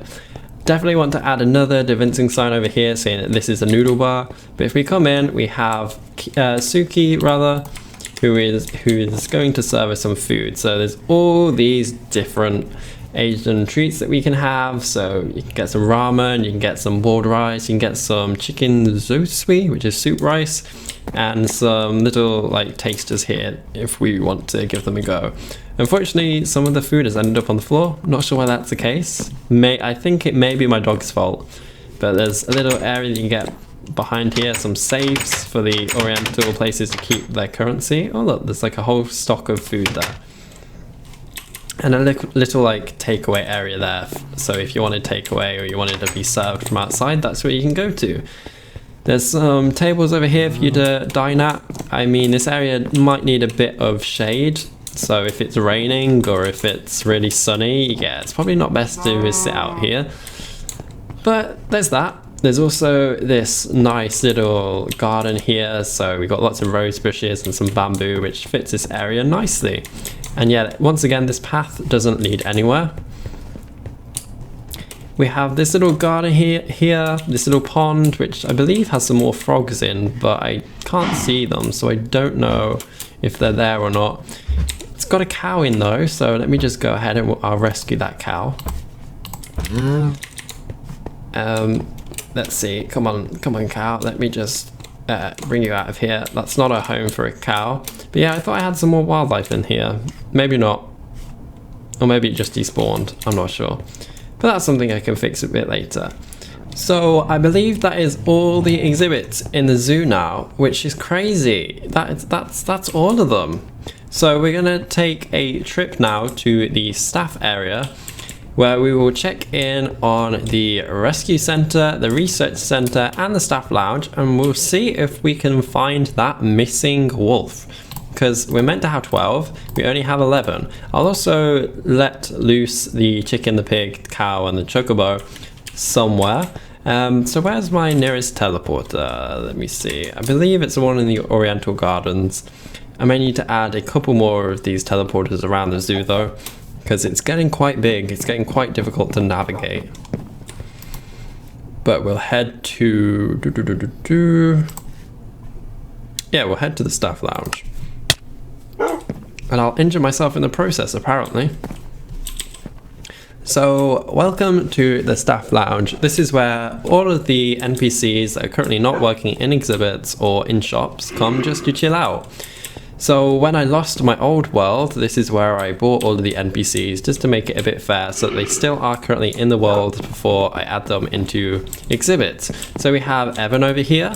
We have out this back door, we have Jay, who's in charge of the peddler rental, who I definitely need to add back in. We have Audrey, who I believe was in charge of the something in the Ice Age exhibit. I believe it was the Smilodons, or it might have been the woolly mammoths. We have Ivo down there, who is in charge of the dolphins. And if we head on upstairs, we have James, we have Andre, we have Tristan. I believe James and Andre must have been part of the aquarium because they've got these tealy blue hoodies on. And then we have Tony, and unfortunately I can't remember what exhibit Tony was part of, but I believe it was an African exhibit because of the outfit that he's wearing. And we've got this wonderful pool table here, which is part of the DecoCraft mod. And we have Andre, who is actually the waiter in the Swan Lake Cafe, so I need to add Andre back. I really do. So we'll just close that door. And one cool feature I want to show off is this vending machine here. So this left one sells food and the right one sells drinks. So if you've got coins, which unfortunately I don't have on me, you can trade for all sorts of stuff over here. And I hear a wolf. Is there a wolf in this toilet? Yes, there is. There is a wolf in the toilet. Okay. How did you get in here? I have no idea. Did perhaps one of them like lock you in here because they knew you escaped? I don't know. But let's go ahead. We'll pop you in the soul stone. And I think the panic is over. We have rescued all 12 wolves from around the zoo. So I should definitely go and let the dispatch know. But that's the staff lounge. I think all of these places really do need like some sort of DaVincing sign. But this is the staff area of the zoo. This is like all the staff buildings, where all the staff buildings are. This is where the zookeepers come to hang out. So this area is not open to the public. However, the Doggie Bakery is like the only exception to that. So I built this here because I wasn't sure where else in the zoo to put it, but this sort of is open to the public, hence why it's got this like dirt cobblestone path leading up to it.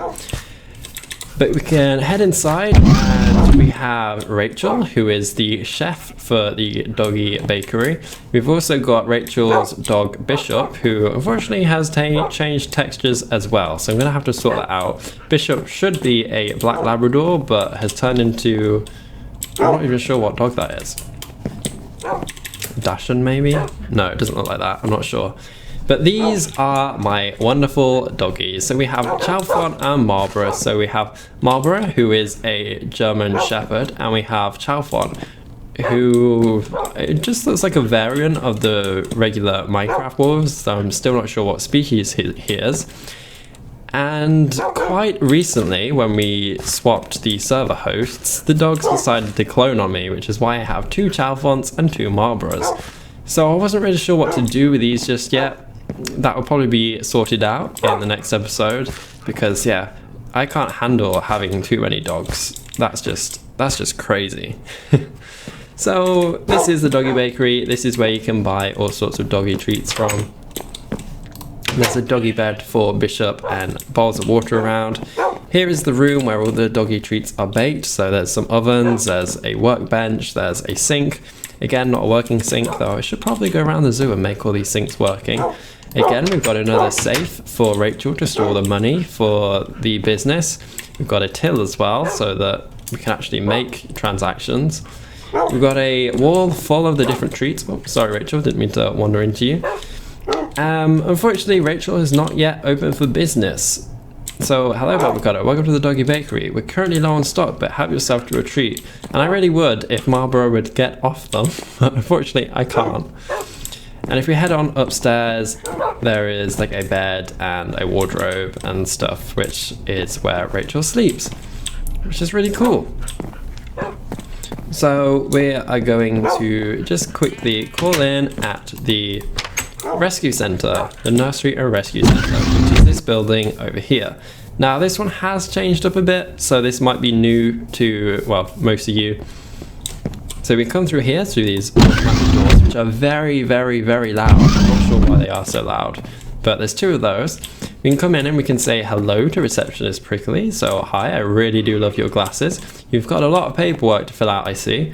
I guess this is like a sign-in book. I don't know if I've got to write my name in that though, because I mean I technically do own the zoo. So yeah, hi, nice to meet you Prickly. How are you doing? Hope you're having a good summer. So we've got a couple of treatment rooms over here, which is where like the smaller animals are brought if they're injured, just to see what's going on with them. So I guess it's a bit like a little vets. We have the storage and food prep rooms. So if we come down here, this is where all the food is made for the rescue center and for some nearby areas as well. So we've got a fridge, which should be full of stuff, but unfortunately isn't. We've got a couple of crates behind here, which, I mean, they're all empty. I should really get around to stocking these stuff up. We've got a garage door here, which is where some of the goods are delivered to the zoo. So this is how the truck like brings in all the deliveries here. This is probably where all the food would be stored to be delivered around the zoo as well.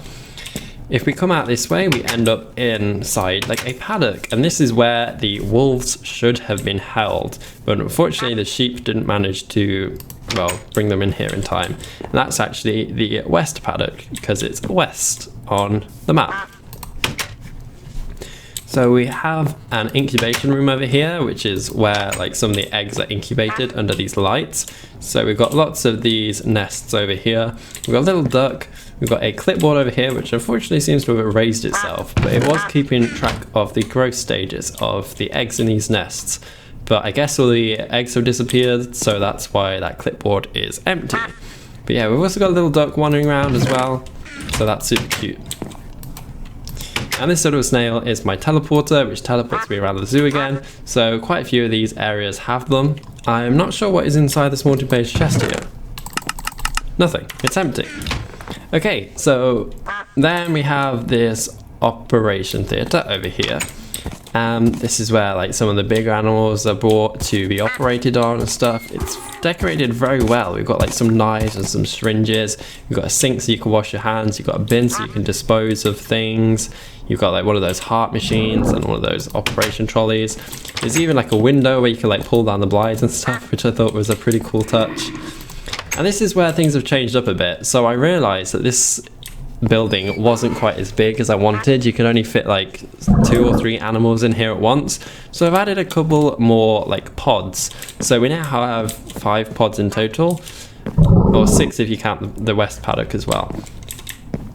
So you have pod 1 over here, which has some little hedgehogs in that really like playing in those little hay bales.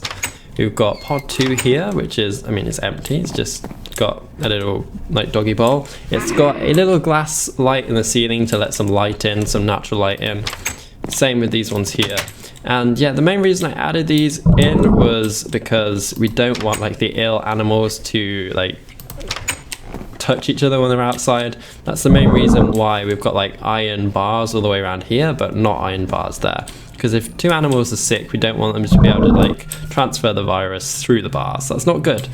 We also have a cassowary over here who I believe is a bit sick. You can see that she's a bit agitated as she's been scratching at the wall, but hopefully we'll be able to make her a bit better.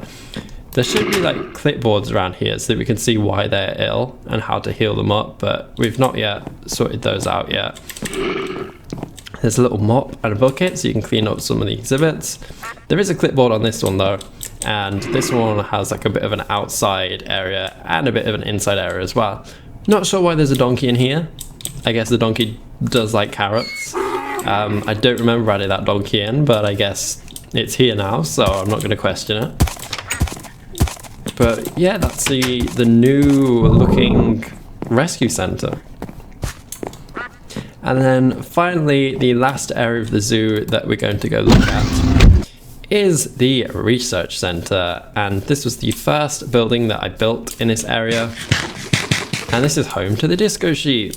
So for those of you that don't know, the disco sheep were like really helpful members of my old zoo, which helped with they helped me with various problems I had, and they all have various different roles in the zoo. So these are really very noisy. So basically we have Grape, our lovely receptionist, who directs like visitors to the zoo, I guess. Well, you wouldn't really class them as visitors, I guess you'd. Well, it's not really open to the public. These are like business visitors rather than like public visitors. If you come in here, you'll see Strawberry, the park manager, who is basically managing the park. You'll see the lovely photo of the disco sheep back there. That is Strawberry, right? Not great, because I mean, it would be quite funny if that was a photo of like half the disco sheep. There's a little cupboard here. What's in here? Nothing. Just a bit of storage. And this is where Strawberry figures out all the park plans. Then we'll head back behind here. There's an anvil. There's the staff only area, and we can come in, and this is Banana, who I believe, well, who is the same Banana that invented Ironfoot. So I'm here. I've rescued you all up. I've gathered up all these wolves. Don't worry, I'm not going to let them loose in here because I know how much wolves will frighten all of you. We have Blueberry, the researcher, over here, who is researching something. Unfortunately, Blueberry seems to have lost her microscope, though, so that's a bit unfortunate. But Blueberry was researching some very technical things. Then we head down here, and oh, we have another one of these broken teleporters. But yeah, don't mind me, I need to get that fixed. And oh my gosh, it's moving. The last one didn't do that. Then we have Pumpkin, the analyst, who is analysing various different fossils and chemicals and stuff. We have a storage room, a cryogenics room back here. I'm not sure what these things are. These are part of, oh, they're cultivators, part of one of the dinosaur mods. But I've not really used the mod much because I know nothing about dinosaurs whatsoever. This was mainly just here for decoration. But I really love how this place turned out. I'm super happy with it. Now, if I remember correctly, there was like some secret passageway behind one of these walls which I never showed off, but I can't for the life of me remember how to open it again. So yeah, I don't think that's gonna happen. But now we'll head upstairs to the very top floor of the research center, which is where we have the 3 other important, well, I mean, all the disco sheep are important. So we have Roxy, who's in charge of park planning, basically purchasing the land, making sure that we have no like endangered animals living in the land that we're purchasing, making sure that we can chop down the trees that you want to chop down, making sure that we have all the budget to like buy the resources for all the exhibits and stuff. So Roxy does a very important job. Then we have Apple, who is in charge of the park finance, so paying all the NPCs in the zoo, making sure that we're making enough income, making sure that we've got enough budget to buy everything in the zoo, basically. And then finally we've got Mint, the park coordinator, who is in charge of ordering the food for the zoo, making sure that we have all the medicine that we need, finding donor zoos to bring animals in, and basically all sorts of other stuff that we need, else the park will fall apart. So these 3 up here are probably the most important disco sheep, so I guess that's why they've got the best view up here. And with that, I believe that is the zoo tour over. So thank you all for coming with me on this tour. I hope you all learned something new, and I hope you all learned an interesting fact. Please let me know the most interesting fact that you heard from today's episode. It really does mean a lot to me, especially knowing that you're all learning something and that I'm doing my job, basically. I also just want to say thank you all for sticking with me for so long. It's been almost 3 years of ZooCrafting now. 2 seasons have finished, which is incredible. That time has just flown by. I remember chatting to you all on my very first ZooCrafting episode, and some of you have stuck with me all the way. And I've also made some awesome new friends as well. The ZooCrafting community is just incredible. We have seen some Zoocrafters leave, and we've also gained some other Zoocrafters. But all in all, it has been such an amazing experience to be able to share my whole journey with all of you. So from the bottom of my heart, I do want to say thank you all for watching and supporting me through these years, and I will see you all in the next episode. I'm super excited. I hope you all have an amazing summer, and I will see you all then. Goodbye. Bye.